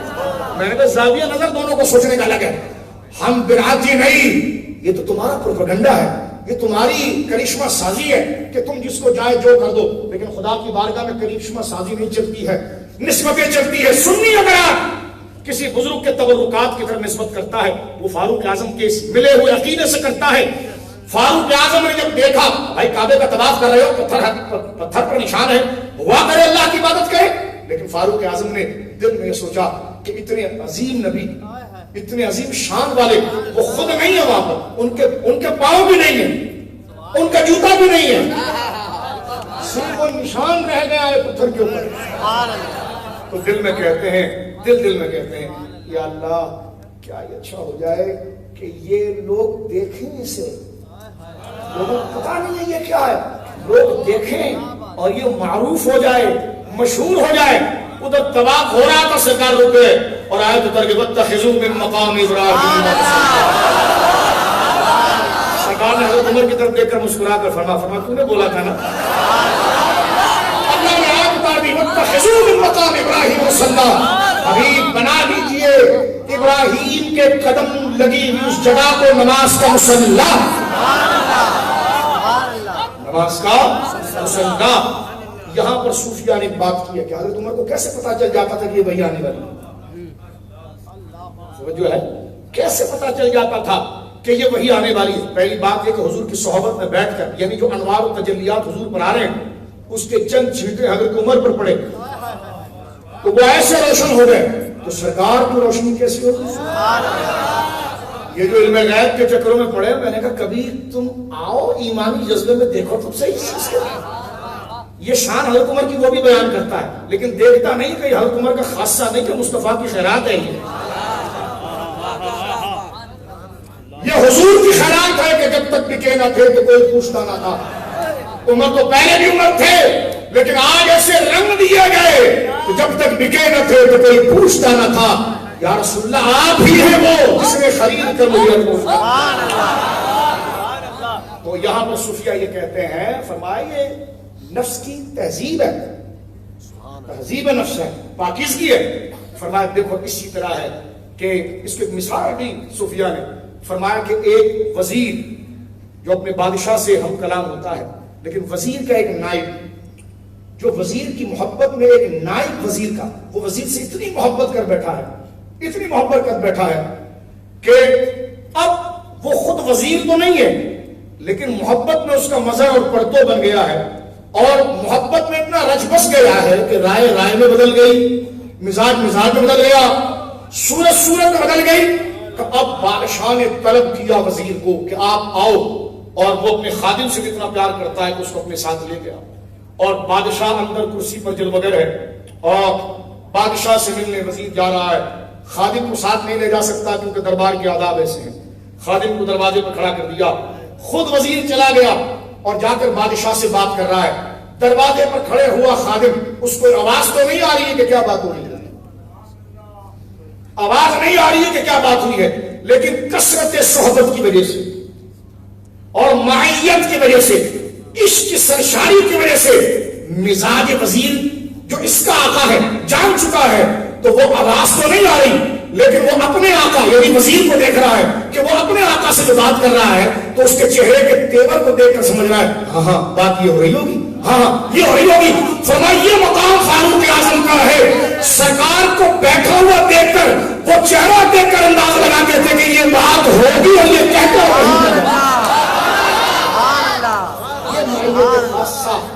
یہ مدارج، یہ ولایت کا کتنا اونچا درجہ ہے۔ تو میں یہ کہوں گا من کنت مولا ہو فہذا علی المولا، یہ حق ہے، لیکن آستانوں پر بیٹھے ہوئے پیروں کبھی یہ بھی پڑھ دو جو یہ روایت ہے، جو مزار والے بھی پڑھ رہے تھے، توجہ ہے، یہ روایت بھی پڑھو، ولایت میں ہر ایک کے حق کو میرے دوستوں قبول کرو۔ اب میں یہاں پر تقریر کو بالکل اختتام پر لے آیا۔ حضرت عمر پر کیا تقریر کرے میرے دوستوں، یعنی اتنے شعبات ہیں، اتنی ابحاث ہے کہ بندہ اس کی تکمیل کیسے کرے دے کہ ہمارا وقت انہی باتوں کو سمجھانے میں مکمل ہو گیا۔ لیکن حدیث پاک میں آپ کے سامنے عرض کرتا ہوں جو رسول کریم صلی اللہ علیہ وسلم نے اپنی زبان فیض ترجمان سے حضور سید عالم صلی اللہ علیہ وسلم نے ارشاد فرمائی، اور آپ نے ذکر کی کہ حضرت سیدنا فاروق اعظم رضی اللہ تعالیٰ کا مرتبہ کا حضرت عائشہ کہتی کہ سرکار نے فرمایا کانا یکون فی الامم میں، پہلی امتوں میں قبلکم جو تم سے پہلے تو اس میں محدثون تھے، محدثون صاحب الملہم الہام والے، اس کے بارے میں علماء لکھتے ہیں اس کا معنی یہ کہ جب اللہ فیصلے فرماتا ہے تو یہ فرشتوں کے ذریعے آگے بڑھتے ہیں۔ قرآن کہتا ہے والنازعات غرقا والناشطات نشطا، پھر آگے فرما فالمدبرات امرا، یعنی اللہ یہ فرماتا ہمارے کائنات کارخانہ قدرت کی سیٹنگ کو بٹھاتے ہیں فرشتے، فالمدبرات امرا، تدبیر کرتے ہیں ہماری طرف سے، ہمارے حکم کی تدبیر کرتے ہیں، نفاذ کرتے ہیں، امپلیمنٹ کرتے ہیں۔ فرمایا ہوا، فرمایا کہ ہم پھل کو پیدا کرتے ہیں لیکن ہم حکم کرتے ہیں اور فرشتہ جا کر اس کو تاثیر پیدا کرتا ہے، یعنی لیکن اللہ اس معاون کا محتاج نہیں ہے، اس کی مرضی اس نے رکھا ہے۔ احتجاج یہاں پر نہیں ہے، توجہ ہے، احتجاج یہاں پر نہیں ہے۔ تو اللہ رب العالمین جل وعلا جس طرح حضور نے فرمایا انما انا قاسم واللہ یؤتی، اللہ دینے والا اور میں بانٹنے والا ہوں۔ توجہ ہے آپ کی، ایک جملہ یاد سنیں، اللہ دینے والا ہے اور میں بانٹنے والا۔ اب یہ تقسیم ہم نے نہیں کی، اللہ نے کی۔ اللہ جب دے رہا ہے اور بٹوارا حضور کے ہاتھ سے ہے تو اس کہنے میں کیا حرج ہے کہ رزق اس کا ہے، کھلاتے ہی ہے۔ سچی بات سکھاتے یہ ہے، سیدھی راہ رزق اس کا ہے۔ کہتے ہیں ان سے مانگتے کیوں ہیں؟ میں نے کہا جو کھلائے گا اس سے مانگیں گے۔ اب دیکھیں بیگی آ گئی، باہر رکھ دی گئی لنگر کی انشاءاللہ، اور یہ باعث برکت ہے۔ تو آپ محبت سے مسکرایا کریں، کیونکہ پھر موضوع پھر مجھے ایسا لگتا ہے کہ کوئی شک لگ گیا ہے تو پھر میری ذمہ داری ہوتی ہے اس کو میں کلیئر کروں۔ یہ باعث انعام ہے، یہ کھانا نہیں نور ہے۔ جن کے سینوں میں شک پڑے ہوئے مفتیوں کے ہم ذمہ دار نہیں، وہ خدا بتائے، لیکن ہم سے بیٹھ کر بات کریں تو ہم بتائیں ان کو کہ یہ نور ہے۔ جس کی عقل نہیں پہنچی اس جاہل سے خطاب ہی نہیں کر رہے، جو بچے ہم ان سے کیا بات کریں، لیکن ہم اپنی مرضی کی بات کر رہے ہیں کہ یہ نور ہے۔ لیکن میں آپ کو بتانا چاہ رہا ہوں کہ لنگر کی دیگیں باہر آ گئی، ہمارا رضوان یہاں اعلان کر رہا ہوتا ہے کہ بھائی 6 بندے تھال میں بیٹھیں تو کم پڑ جائے تو آپ دیگ کے پاس جاتے ہیں یا اس کو کہتے ہیں لا کر دے جو بانٹ رہا ہے؟ اگر آپ ادھر جائیں گے تو بگا دے گا۔ آپ کیوں ڈسپلن خراب کر رہے ہیں بھائی؟ اب اعلان ہوا ہے شاہ صاحب کی تقریر کے بعد کہ وہ آئے گا تھال یہاں سے بٹے گا، تو وہاں کیوں جا رہے ہو؟ تو آپ نے جو تھال اس سے لیا تو اصل لیا اسی سے، تو بلا تشبیہ رزق اس کا ہے، کھلاتے یہ ہیں۔ اور یہ حدیث انما کلمہ حسر ہے، اور یہاں مفعول حذف ہوا ہے، اور مفعول کا حذف ہونا کثرت تعداد کی وجہ سے۔ علم بلاغت دیکھیں، جب مفعول کے افراد کثرت ہوں گے، کثیر ہوں گے، تو مفعول کو حذف کر دینا یہ بلاغت ہے۔ فرمایا انما انا قاسم، میں بانٹنے والا ہوں، کیا نہیں بتایا، مفعول حذف ہو گیا۔ واللہ یؤتی، اللہ دینے والا ہے، مفعول حذف ہو گیا، کیا دینے والا نہیں بتایا۔ تو اس بلاغت کے قاعدے پر بات آئی اور معنی یہ بنا کہ دینا اتنا ہے کہ شمار بھی نہیں، تو بانٹنا بھی اتنا ہے کہ سبحان اللہ۔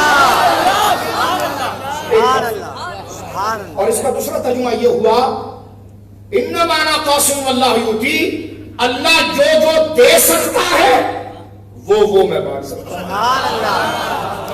جو دینا لفظ ایک اصول پر ہے، آپ نے واجب اور ممکن کی بحث پڑھ لی ہے، اب میں دوبارہ بڑھا رہا ہوں۔ جس چیز کا عطا کرنا ممکن ہے اس چیز کا تقسیم کرنا میرے ہاتھ میں۔ شرک کہاں سے آ گیا؟ میں حیران ہوں۔ مجھ سے بندہ کہنے کا نہیں، وہ کہتے ہیں یہاں کیونکہ یہ حدیث کتاب العلم میں آئی ہے۔ میں نے کہا یہ تو کتاب زکات میں بھی آئی ہے، بہت جگہ پر آئی۔ کہتے نہیں آپ یہ کہیے کہ حضور علم بانٹتے ہیں اور کچھ نہیں بانٹتے۔ تو میں نے کہا چلو ایک فرد بانٹ کر بھی تو توحید لٹک گئی نا آپ کی۔ سبحان اللہ سبحان اللہ کہ ایک چیز مان کر بھی تو شرک لازم آ گیا. علم کو آپ بھی مان گئے نا کہ کہا وہ اللہ کی عطا سے, تو میں نے کہا جب اتنا مان لیا تو سب مان لے. جب بات ہی اللہ کی عطا کی ہے تو علم تک کیوں رکنا. لیکن میں یہ کہنا چاہتا ہوں حضور کیوں نہیں بانٹ سکتے سب. قرآن کی آیت سورہ زاریات کی فالمقسطات امرا کہ تقسیم کرنے پر موجود ہے, اور یہاں پر جن کو مقسط کہا گیا ہے, تقسیم کرنے والا فرشتہ کہا گیا ہے, علماء نے یہ قید نہیں لگائی کہ وہ صرف اناج بانٹتا ہے علم نہیں بانٹتا. میں نے کہا جو فرشتے تقسیم پر مامور ہے وہ حضور کے غلاموں میں ہیں. ان کو جب اللہ کی طرف سے اجازت ہر انعام کی تقسیم کی ہے, تو جب وہ ہر انعام کے قاسم ہو سکتے ہیں تو جو اصل قاسم ہے وہ صرف علم تک کیسے منحصر رہ سکتا ہے. جو ہے اب آئیے میرے دوستو بات کو ہم یہاں پر اختتام کی طرف لے آئے. تو محدث حضور فرمایا کہ میری امت کا جو ملہم ہے محدث ہے وہ حضرت سیدنا عمر ہے. یعنی جب اللہ رب العالمین فیضان فرماتا ہے اپنے بندوں کے بارے میں تو سب سے پہلے سب سے بڑی کیبنٹ جو فرشتوں کی ہے حکم وہاں پر آتا ہے. سب سے بڑی کیبنٹ اصل جو ادارہ ہے وہاں پر آتا ہے, اور اس کے بعد فرشتے اس کی تنقید کرتے ہیں. یہ ہوا والے کا مسئلہ ہے, یہ پھل والے کا مسئلہ ہے, یہ بادل والے کا مسئلہ ہے, یہ زمین والے کا مسئلہ ہے, یہ پہاڑ والے کا مسئلہ ہے, یہ اولاد والے کا مسئلہ ہے. جس کا ہوتا ہے وہ درخواست آگے بڑھ جاتی ہے دفتر کی طرف. اور یہ میں کوئی نقشے دار بات نہیں کر رہا ہوں, یہ نظام تمام علماء نے بھی لکھا ہے. قاضی بیضاوی کے فل مدبرات عمرہ کی تفسیر پڑھ کے دیکھ لیں. مدارس میں صرف آپ سورہ بقرہ پڑھتے ہیں, لیکن آئیے تیسرے پارے کے اندر ہمارے وہاں تو صرف فن تفسیر سے واقف کرانے کے لیے البیضاوی کا ناصر ملت الدین کی البقرہ پڑھایا جاتا ہے. لیکن تیسرے بارے میں جو پوری آپ آئیہ صراط تنزیل کے اندر آپ دیکھیے بیضاوی کو, تو وہاں پر یہ ساری تفصیلات میرے دوستوں کو توجہ کیجیے گا موجود ہے کہ اللہ جب فیصلہ فرماتا ہے تو سب سے پہلی کیبنٹ جہاں پر حکم آتا ہے فرشتوں میں اس کو کہتے ہیں ملأ اعلیٰ. ملأ اعلیٰ, ملأ کہتے ہیں جماعت کو عربی زبان میں. کس کو؟ جماعت کو. اعلیٰ سب سے بلند. ملأ اعلیٰ پر فیصلہ اترتا ہے, اور پھر وہ اعلیٰ درجے کے ملأ اعلیٰ کے افسران فرشتے وہ دیکھتے ہیں کہ یہ مسئلہ پہاڑ والے کے لیے ہے, یہ مسئلہ پانی والے کے لیے ہے, یہ مسئلہ دریا والوں کے لیے ہے. اللہ کا نظام ہے. سنو بہت مبارک بات ہے, اس سے توحید مضبوط ہوتی ہے. یہ مسئلہ سمندروں والے کے بارے میں بھی ہے تو وہ ڈیوٹی دے دی جاتی ہے اور کام اس پر شروع ہو جاتا ہے. اور فاروق اعظم وہ ہیں جن کو اس امت کا ملہم کہا گیا ہے. فرمایا آپ کی روحانیت کی رفتار یہ ہے کہ جب مسئلہ ملأ اعلیٰ پر آتا ہے تو کہیں اور ٹرانسفر ہونے سے پہلے وہ چیز آپ کے دل کو یہ ولایت کبریٰ کا درجہ. اور یہ سیدنا مولانا مرتضیٰ کی بھی شان ہے, یہ سیدنا صدیق اکبر کی بھی شان ہے, یہ سیدنا عمر کی بھی شان ہے. ہم سنی الحمدللہ, لیکن ہم آپ کو مرتبہ ولایت جس کے بارے میں گفتگو کرنے بتا رہے ہیں, مولا علی پر آئیں گے تو پھر آپ کو بتائیں گے علی علی ہے. لیکن جو حضرت مولا علی جن کو مولا تسلیم کر رہے ہیں ان کی شان و عظمت و جلالت کو آپ دیکھ لیجیے. حضرت علی مرتضیٰ رضی اللہ تعالیٰ کو سرکار فاروق اعظم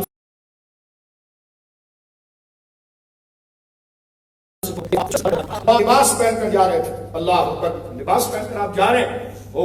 تو کسی نے کہا آپ بڑے حسین لگ رہے ہیں, تو آپ نے فرمایا کہ کسانی خلیلی و صدیقی و حبیبی, میرے جگری یار. خلیل پتہ ہے کس کو کہتے ہیں کہ سب سے کٹ کر صرف اس کو چاہنا ہے, اس کو کہتے ہیں خلیل, کہ سب کو بھلا کر وہ یاد رہے. یہ محبت کی انتہا ہوتی ہے.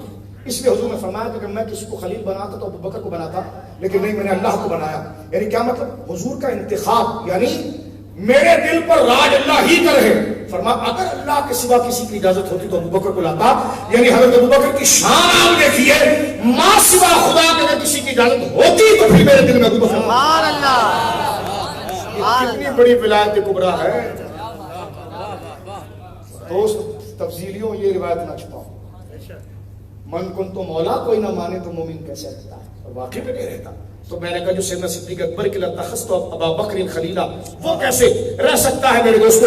تو اب آپ دیکھیے, اور میں پھر عرض کر رہا ہوں, کوئی تنقید تشنیع تانا اور کوئی حملہ نہیں ہے. سنی بچے میرے بزرگ بیٹھے ہیں, ہم اہل سنت کا موقف پیش کر رہے ہیں. جو کہہ رہا ہے کہ ہم تو یہ باتیں نہیں مانتے, میں نے کہا آپ اہل سنت ہیں, کہہ لیں گے نہیں, تو میں نے کہا آپ تشریف لے جائیں, آپ کیوں خلط مبس کر رہے ہیں؟ یہ مجمع اہل سنت کی تربیت کے لیے ہے, اور میں پھر عرض کر دوں, نہ مناظروں کے لیے ہے, نہ مباحثے کے لیے ہے, نہ کسی کو جلانے کے لیے ہے, نہ کوئی اختلاف پیدا کرنے کے لیے. جو نظریہ ہم رکھ رہے ہیں اس کی ہم تربیت کرتے ہیں, اور یہ کھلی جمہوریت ہے اور آزادی ہے. کسی کا نام لیا ہم نے؟ تو پھر تو کیسا آگے کمنٹس کر دیتا, کون سی ولایت؟ میں نے کہا ان کو بلا جس نے تیرے کو ولایتیں سکھائی ہیں, تو ہمیں اس طرف نہ لائیں. توجہ ہے, یہ نظریہ ہمارا اصلاح کا ہے, بےغیرتی کا نہیں. یہ انداز ہمارا اصلاح اور اتفاق کے لیے ہے, بزدلی کے لیے نہیں.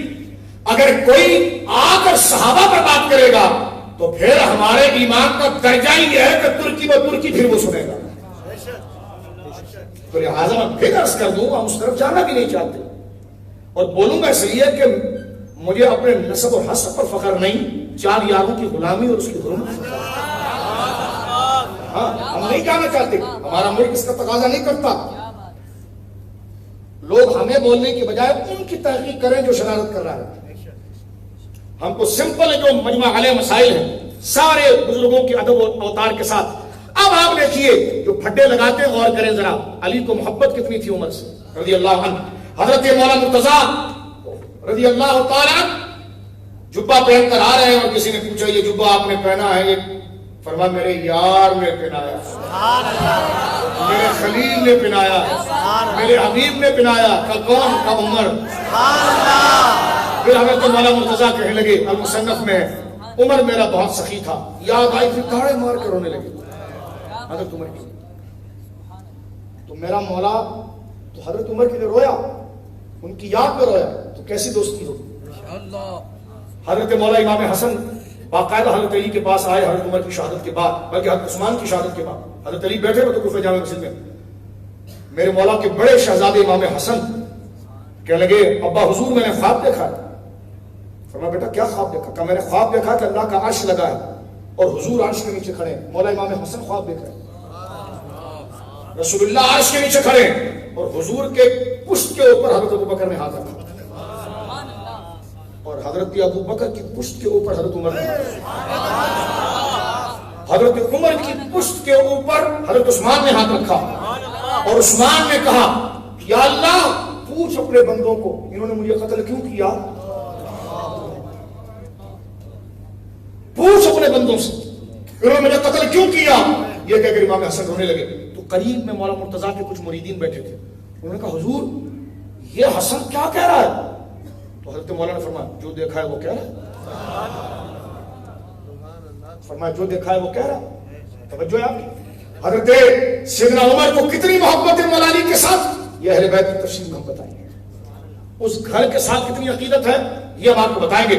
تقریر کو میں سمیٹتے ہوئے آ رہا ہوں. حضرت مولانا مرتضیٰ یہ دیکھیے آپ, یہ نہج البلاغہ میرے پاس ہے, ٹھیک ہے جی, یہ نہج البلاغہ کا خطبہ ہے میرے دوستوں بزرگوں, 226. توجہ ہے آپ کی, 226. اس کتاب کو مولانا مرتضیٰ کے خطبات کے لیے مستند سمجھا جاتا ہے, ہمارے نزدیک معتبر نہیں, لیکن اس کو کہا جاتا ہے. اور جو حضرات کہتے ہیں میں ان سے کہتا ہوں عمر کون ہے مولا سے خود سن لو. مولا مرتضیٰ, مجھے کتاب رکھ کر پڑھنے کا شوق نہیں, لیکن صرف آپ کو سمجھانے کے لیے. خطبہ نمبر 226 ہے. حضرت مولا فرماتے ہیں للہ بلاء فلان فقط قوما. میں عربی عبارت نہیں پڑھتا, ترجمہ بھی انہیں کا اوپر دیتا ہوں. مولا مرتضیٰ اپنے دور خلافت میں جب لوگ بالکل نکمے اور کھڑوس قسم کے تھے جو آپ کا ساتھ نہیں دیتے تھے, کسی نے پوچھا ابوبکر کے دور میں فتوحات کیسی ہوئی؟ فرمایا امیر وہ تھا وزیر میں تھا. فرمایا عمر کے دور میں فتوحات کیسے؟ فرمایا امیر وہ تھے وزیر میں تھا. عثمان کے دور میں امیر وہ تھے تو وزیر میں تھا, اور میرے دور میں امیر میں ہوں اور وزیر تم ہو. تو حضرت علی کو یاد آئی فاروق اعظم کی, تو کیسی دعا دے رہے ہیں نہج البلاغہ. خطبہ نمبر 226 حصہ نمبر 2. خدا ان کا خدا بند فلاں شخص کا کارگزاریوں کی جزا مرحمت فرمائے جس نے کجی کے راستے کو سیدھا کیا, مرض کا علاج کیا, فتنے کا سد باب کیا, سنت کو قائم کیا, صاف دامن اور کم عیب کے ساتھ دنیا سے رخصت ہو گیا. سبحان اللہ. دنیا کی اچھائیوں کو پا لیا، اس کے شر سے آگے بڑھ گیا، خدا کی اطاعت کا حق ادا کیا اور اس کے خوف کا حق ادا کیا، حق ادا کیا، حق ادا کیا، خود چلا گیا اور لوگوں کو ایسے مشکل اور پراگندہ اور منتشر راستوں پر چھوڑ گیا جس میں گمراہ راستے نہیں پا سکتے اور ہدایت پانے والا یقین حاصل. ایسی پریشانی ہے لیکن خدا اس پر رحمت اتارے، اس نے خدا کی سرحدوں کو محفوظ کیا. یہ بھی مانتے ہیں کہ یہ حضرت علی نے منبر کوفہ پر رو کر حضرت عمر کی تعریف کے لیے جملے کہے. غزوہ نہادن، اس میں میرے دوستوں بزرگوں یہ دوسرا خطبہ ہے، اس میں یہ خطبہ نمبر 146 ہے. مقام نہادن پر جب جنگ ہوئی تو حضرت علی سے سرکار فاروق اعظم نے مشورہ کیا، علی میرا جی چاہتا ہے کہ یہ فارسی جو سامنے کھڑے ہیں نا اور ان کا رستم پہلوان نے قسم اٹھائی ہے کہ میں عرب کو ختم کر دوں گا، تو علی مجھے اب چین نہیں ہے، تو کیا مشورہ دیتا، میں خود نکلوں میدان کے اندر؟ تو حضرت علی نے فرمایا نہیں، امیر المومنین، لفظ یہاں پہ کہا امیر المومنین آپ نہ نکلیں، کیونکہ آپ نکلیں گے آپ آن بان شان ہیں، دشمن آپ کی طرف آ جائے گا، آپ پر اگر حملہ ہو گیا تو پوری ریاست جائے گی، اور آپ مدینے سے ہٹ کر فارس کی عراق کی طرف جائیں گے، لوگ مدینے پر حملہ کر دیں گے، تو آپ کا مدینے میں ہونا ضروری ہے. فرمایا کیوں؟ تو آپ ارشاد فرماتے ہیں اس لیے کہ وَإِن كَانُوا قَلِيلًا، صحابہ بھلے جو گئے ہیں وہاں پر وہ تھوڑے ہیں لیکن فَهُمْ كَثِيرٌ بِالْإِسْلَامِ، وہ اسلام کی وجہ سے زیادہ ہیں. وَعَزِيزُونَ بِالْإِجْتِمَاعِ، اور وہ اجماع کی وجہ سے عزتدار ہیں. فَكُن قُطُبًا، آپ قطب بن کر رہیں، سبحان اللہ. آپ قطب بن کر رہیں. وَاسْتَدِرِ الرَّحَا بِالْعَرْبِ، اور فرمایا آپ قطب بن کر رہے. قطب کہتے ہیں چکی کی اس کیل کو، چکی جب چلتی ہے نا تو وہ چکی کے دو پارٹ ہوتے ہیں، ایک نیچے والا ہوتا ہے اوپر والا چل رہا ہوتا ہے، وہ دانے پیستا ہے، اور چکی کے دونوں پارٹوں کو آپ کے گاؤں دیہات میں دیکھو پیچھے نہر آ رہی ہوتی ہے اور آبشار آ رہا ہوتا ہے جس کو ہماری زبان میں کہتے ہیں خڑ آ رہا ہوتا ہے. اب وہ آتا ہے اس پانی کے زور سے یہ پتھر گھومتا ہے، لیکن ان دونوں پتھروں کو ثابت رکھنے والی چیز ایک موٹی لوہے کی میخ ہوتی ہے جو اس کو بالکل سینٹر میں رکھتی ہے اور وہ تیز گھومتا ہے لیکن اڑ کر نہیں جاتا، وہ پتھر اس کو روکتا ہے، اس کو عربی میں کہتے ہیں قطب. تو حضرت مولانا مرتضیٰ نے فرمایا کہ آپ کو جانے کی ضرورت نہیں ہے، آپ قطب ہیں، یہیں پر بیٹھ کر کافر کو سبحان اللہ.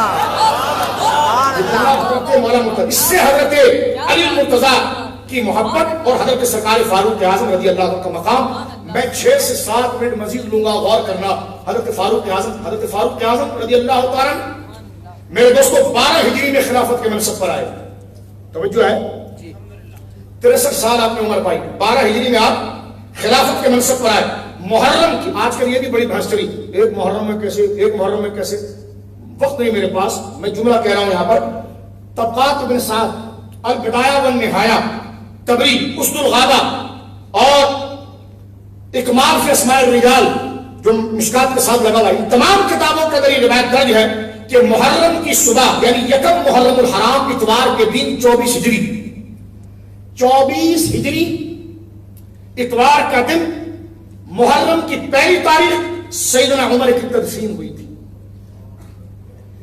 حضرت عمر رضی اللہ تعالیٰ عنہ کو حضور کے ساتھ مزار میں رکھا جب گیا تھا تو اتوار کا دن تھا، اتوار کا دن تھا، محرم کی پہلی تاریخ تھی اور 24 ہجری تھی. ٹھیک ہے، حضرت فاروق اعظم رضی اللہ تعالیٰ 12 ہجری میں تخت خلافت کے اوپر آئے.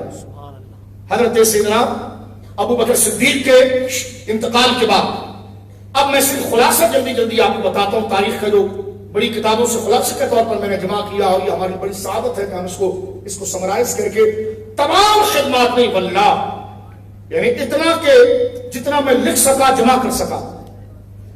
میں صرف اس کا خلاصہ بتاتا ہوں کہ حضرت عمر کی خلافت جو 12 سے 13 سال کے عرصے پر رہی، اس میں کام کتنا ہوا اس سب کا نہیں، چند چیزوں کے بارے میں. سن 12 ہجری میں حضرت فاروق اعظم رضی اللہ تعالیٰ عنہ مسند خلافت پر آئے. 13 ہجری میں عراق کی فتوحات کا آغاز ہوا، 14 ہجری میں جنگ قادسیہ ہوئی، 14 ہجری میں شام اور دمشق اور حمص کے مارکے ہوئے، 15 ہجری میں یرموک کا مارکہ ہوا، 16 ہجری کے اندر خستان کا فتح ہوا، 16 ہجری میں بیت المقدس پر مسلمانوں کا فتح کامیابی غلبہ آ گیا. 17 ہجری کے اندر حمص کے باقی قریبی علاقے فتح ہو گئے.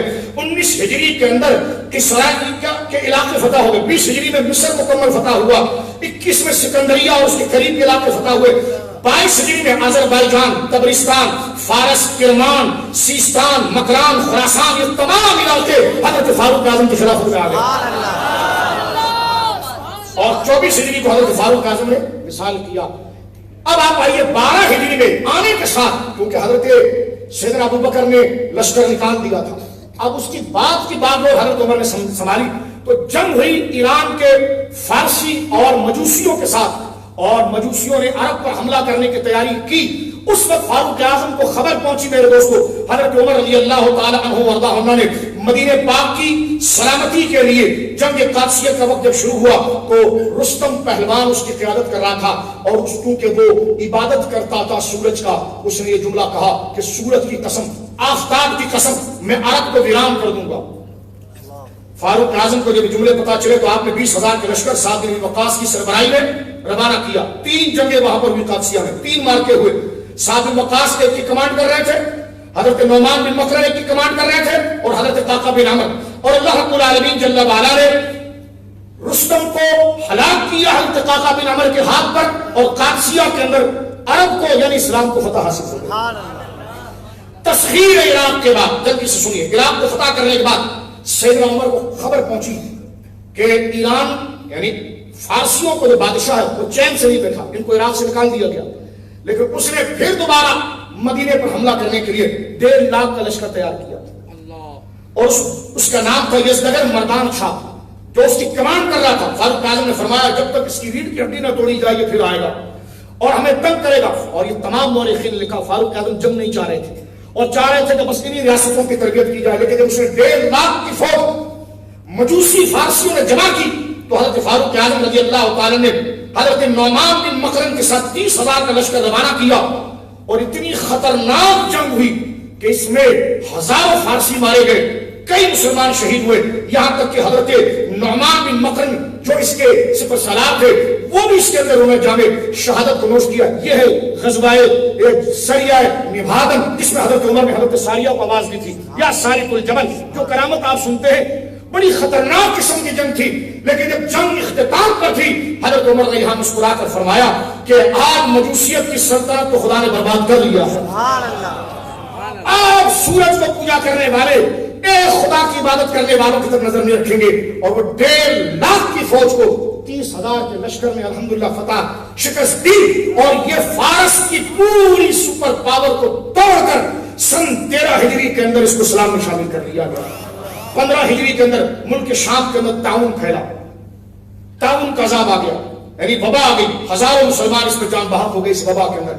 یہ وبا مصر سے چلی تو عراق تک آئی، شام تک آئی، مصر تک آئی. یہ پورے علاقے گھیر لیے گئے. حضرت فاروق اعظم نے اسی وقت احساس ذمہ داری کے لیے، یہ نہیں کہ صدر ہاؤس کے اندر بیٹھے ہوئے ہیں اور کسی پروٹوکول کے لیے، یہ وزیر اعظم ہاؤس کے اندر ہے، کراچی پورا بہ گیا. حضرت فاروق اعظم نے جب دیکھا کہ کہاں مدینہ کہاں ملک شام مصر، آپ نے سواری لی اور آپ روانہ ہو گئے. وہاں پر پہنچنے کے بعد پہلے جو فوج کام کر رہی تھی ان کے ساتھ شامل حال ہوئے اور ان کے انعامات کو آپ نے جاری کیا. جس نے اعلیٰ کام کیا اس کو پروٹوکول، اس کو انعامات، اس کو پلاٹ، تاکہ ان کی ہمت بنے اور وہ آگے کام کرے. جتنے لوگ شہید ہو گئے تھے ان کی زمینیں جو ضائع ہوئی اس کا حساب مرتب کروایا کہ ان کے ورثاء کو اس کا حساب دیا جائے. جن کی زمینیں رہ گئی اس پر کسی نے قبضہ کیا تھا ان ساری شکایتوں کو درج کیا کہ بیچارے جو گئے جان سے گئے لیکن پیچھے جو وارث رہ گئے ان کا حصہ ملے. پورا چیپٹر ختم کرنے کے بعد فاروق اعظم رضی اللہ تعالیٰ عنہ واپس آئے. جب مصر فتح ہوا تو مصر اور شام کے فتح ہونے کے بعد کئی ہزار عیسائی بھی گرفتار ہو گئے، کیونکہ مصر میں عیسائیوں کی بڑی تعداد تھی. سمجھو ہے.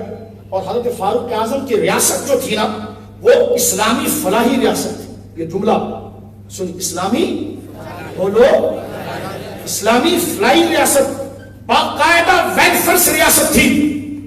فاروق اعظم کو جب عمر بن عاص نے خط لکھا کہ مصر کے علاقے فتح ہو گئے اور اتنے ہزار عیسائی گرفتار ہوئے، فاروق اعظم نے اسی وقت جواب دیا، فرمایا کسی کو قتل نہ کیا جائے، ان کو مکمل آزادی رائے کی دیں اور ان کے سامنے احسن طریقے سے اسلام کی تبلیغ کریں، اسلام کا پیغام بھیجیں. اگر وہ اسلام لے آئیں تو ان کو بقیہ مسلمانوں کی طرح حق دیں. اگر وہ اپنی مرضی سے اسلام نہیں لاتے تو ان پر زبردستی نہ کی جائے. ان سے کہا جائے دیکھو تمہارے علاقے پر ہم آ چکے ہیں, اب تم ہمیں ٹیکس اور جزیہ دو گے, اس کے عوض میں ہم تمہاری جان, تمہارا مال, تمہاری عبادت گاہیں, ہر چیز کی وصیت ہمارے ذمہ ہوگی. اس نظام کو دیکھ کر 90% عیسائی جو تھے وہ مسلمان ہوئے.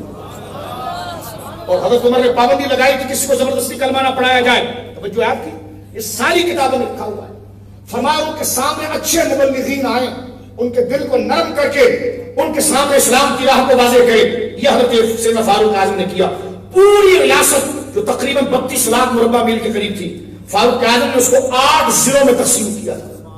توجہ ذرا سنیے, 8 ضلع, مکہ, مدینہ, شام, جزیرہ, بصرہ, کوفہ, مصر, فلسطین. یہ 8 آپ نے ڈویژن بنائے تھے, اور اس ڈویژن کے نیچے فاروق اعظم رضی اللہ تعالیٰ ریاست کو لیا تھا. سب سے بڑا کام آپ نے زراعت میں کیا, اس لیے کہ ایگریکلچر جو ہے نظام, ایگریکلچر ریاست کی ریڑھ کی ہڈی ہوتی ہے. آج ہماری حکومتیں بار بار ٹی وی پر کہتی ہے کہ او پنجاب کے لوگوں, او سندھ کے لوگوں, او بلوچستان کے لوگوں, او سرحد کے لوگوں, آپ اپنی کھیتی باڑی زمینوں کو بیچو نہیں, اس پر پلاٹنگ نہیں کرو, اس پہ اسکیمیں نہیں بناؤ, اس پہ زراعتیں بناؤ. تو یہاں کے نیچے جو فارمر ہے وہ کہتے ہیں کہ تو بھی تو کچھ کر, ہم زمینیں نہ بیچیں, پانی نہیں, بجلی نہیں, کرپشن, دھوکہ ابھی تو چل رہا ہے نا کہ ایک بوری پر 400 روپے لیے گئے اور اربوں روپے کا. اب وہ کیا ہے کیا نہیں بات چل رہی ہے, کتنا حکومت نے رکھ دیا, کتنا اور لوگوں کو دے دیا, کسان لٹک گئے. اب یہ سچ ہے یا جھوٹ ہے؟ دروغ بگردن راوی. یہ جھوٹ میڈیا کے سر کے اوپر ہے. سارے چینل نے یہ چلایا کہ اس حکومت نے 400 روپیہ فی بوری کسانوں پر رکھا اور وہ اربوں روپیہ وہاں سے نکال کر جناب آدھا خود اپنے پاس رکھ لیا ہے. اب کس لیے رکھا ہے, کیا رکھا ہے, یہ بات میں نہیں کرتا, لیکن حضرت فاروق اعظم نے زراعت کے شعبے کو سب سے زیادہ ترقی دی. اور آپ نے اعلان کیا عرب صحرا کا صحرا. آپ نے ماہرین زارع اور مزرعہ کرنے والے لوگوں کو بلایا, کھیتی باڑی, ان کو کہا اس صحرا کو آپ کھیت بنا سکتے ہو. تو انہوں نے کہا آپ کیا کرو گے؟ کہا تمہیں چاہیے کیا؟ کہا پہلے تو زمین چاہیے. کہا آباد کر دو تمہاری ہو جائے گی. کہا کتنی؟ کہا جتنی لے لو. فاروق اعظم نے قانون سمری پاس کروائی شورا میں کہ جو آ کر جتنی زمین کو سیراب کرے گا, زرخیز کرے گا, کھجور لگائے گا, کھیتی باڑی کرے گا, جتنی زمین پر وہ کر گیا اور کھیتی باڑی کر گیا اتنی زمین کا وہ ذاتی مالک ہو گیا. پانی پہنچانا حضرت عمر نے کہا ہماری ذمہ داری ہے, تمہاری سیکورٹی ہماری ذمہ داری ہے. حضرت فاروق اعظم رضی اللہ تعالیٰ نے غیر آباد زمینوں کو آباد کرنے کے لیے قانون آپ نے پاس کیا, اور حکومت اور آپ نے پانی کی فراہمی اپنے ذمہ لی. سن 18 ہجری کے اندر جب قحط پڑ گیا تھا میرے دوستوں مدینے کے اندر, جب آپ نے حضرت عباس کے وسیلے سے دعا کی تھی, اور ایک روایت میں آپ نے حضرت عباس کے گھٹنوں کو پکڑ کر دعا کی تھی. یہ سارے واقعے آپ کے سامنے. 18 ہجری میں فاروق اعظم رضی اللہ تعالیٰ جب اس کے عرب کے علاقے میں قحط پڑ گیا, ڈرایا ہو گیا, آپ نے مصر خط لکھا, عمر بن عاص کو سیٹنگ آپ نے کیے, اور آپ دیکھیے جہاں سے بوریاں غائب ہو گئی آٹوں کی, لاکھوں بوریاں, کیا ہنسیں کیا ماتم کریں, گندم غائب ہو گیا, بوریاں غائب ہو گئی. کس نے کیا نہیں کیا, ہوا کہ نہیں ہوا, دو بگردن راوی.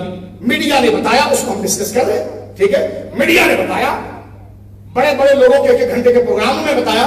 حضرت فاروق اعظم رضی اللہ تعالیٰ نے توجہ کرنا میرے دوستوں, قحط سالی کے اندر آپ نے مصر خط لکھا. مصر سب سے بڑی زراعت اور ایگریکلچر علاقہ تھا مسلمانوں کا. حضرت عمر بن عاص کو کہا کہ مکہ مدینہ اس کے سراؤنڈنگ میں اناج نہیں, اناج بھیجو. حضرت عمر بن عاص گورنر ہیں, 8 ڈویژن تھے نا, ایک ڈویژن کا گورنر حضرت عمر بن عاص تھے. گورنروں کی تربیت آپ دیکھیں کیسی کرتے ہیں. وقت نہیں میرے پاس میرے دوستوں میں بتاتا.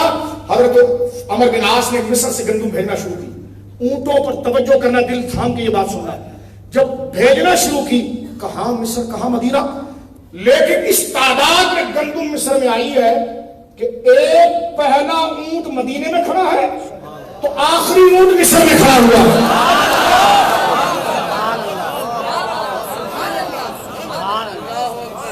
یہاں نالیاں صاف کرنے والا نہیں پہنچ پایا. مدینے کی ریاست اللہ جانے. توجہ ہے آپ کی. نظام دیکھیں, میں کسی سیاست میں نہ تنقید کر رہا ہوں, لیکن مطالبہ کرنا ہمارا حق ہے. تنقید کے لیے نہیں، شعور کے لیے. ہم سب اس میں شامل ہیں. جو ہماری خرابیاں وہ ہم بھی ختم کریں.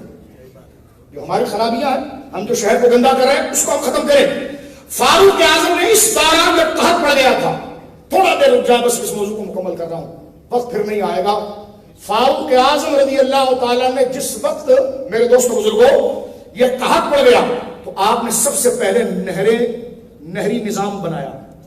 سب سے بڑی نہر 99 میل کی پہلے تعمیر کروائی. 99 میل جو دریا نیل سے چلی اور بحر کلزم کے ساتھ جا کے جڑی. یہ پورا علاقہ، پھر اس کے لیے پورا آپ نے ادارہ بنایا جو پانی کی تقسیم کے اوپر میرے دوستوں چلتا تھا. آپ نے بصرہ میں پانی کی قلت ہوئی، حضرت موسیٰ شریف خط لکھا کہ دریا دجلہ سے نہر کو تعمیر کرو. دریا دجلہ سے نہر کو کھینچ کر بصرہ لایا گیا. بصرہ کی گلیوں کو، بصرہ کے بازاروں کو سیراب کیا گیا اور جو زمینیں خشک تھی اس کو زراعت کے لیے اٹھایا گیا. یہ مسلمانوں کی آمدنی کا ذریعہ بنا. چند ترقیاتی کاموں میں آپ نے بڑے کاموں کے اندر کیا کیا. فوج کے قلعے آپ نے بنائے، چھاونیاں آپ نے بنائی، رہائش گاہیں آپ نے بنائی، تعمیریں آپ نے کی، مسافر خانے آپ نے بنائے، خزانوں کی حفاظت کے لیے بیت المال بنائے. مدینہ سے لے کے مکہ تک آپ نے سڑک بنائی، اس میں سراگاہیں بنائے، آرام کی جگہیں بنائی، پانی کے لیے چشمے بنائے، مساجد بنائی، تعمیراتی کام آپ نے کیے. نئے شہر بنائے آبادیوں کو بانٹنے کے لیے تاکہ سارا بوجھ شہر پر نہ آئے. آپ نے کوفہ شہر ڈیولپ کیا، 40,000 مکانات بنا کر لوگوں کو وہاں بسایا. اور یہ صرف 10-12 سال کے اندر ہو رہا ہے. 40,000 مکانات. کتنے مکانات بننے تھے؟ نہیں، 50. سبحان اللہ. 40,000. ہنسو نہیں، تعجب ہے. مولا مرتضیٰ کہتے ہیں کہ اس بات کو ہنسنا نہیں ہوتا، عبرت لینا ہوتا. ہم خود بھی نیک ہوں. ہم نے بھی تو پلاٹنگ میں قبضہ، گھر 80 گز کا تھا، آدھی گلی ہم کھا جاتے ہیں، بندہ گزر نہیں سکتا، شرم نہیں آتی، سڑک کھا جاتے ہیں آگے نکل کر.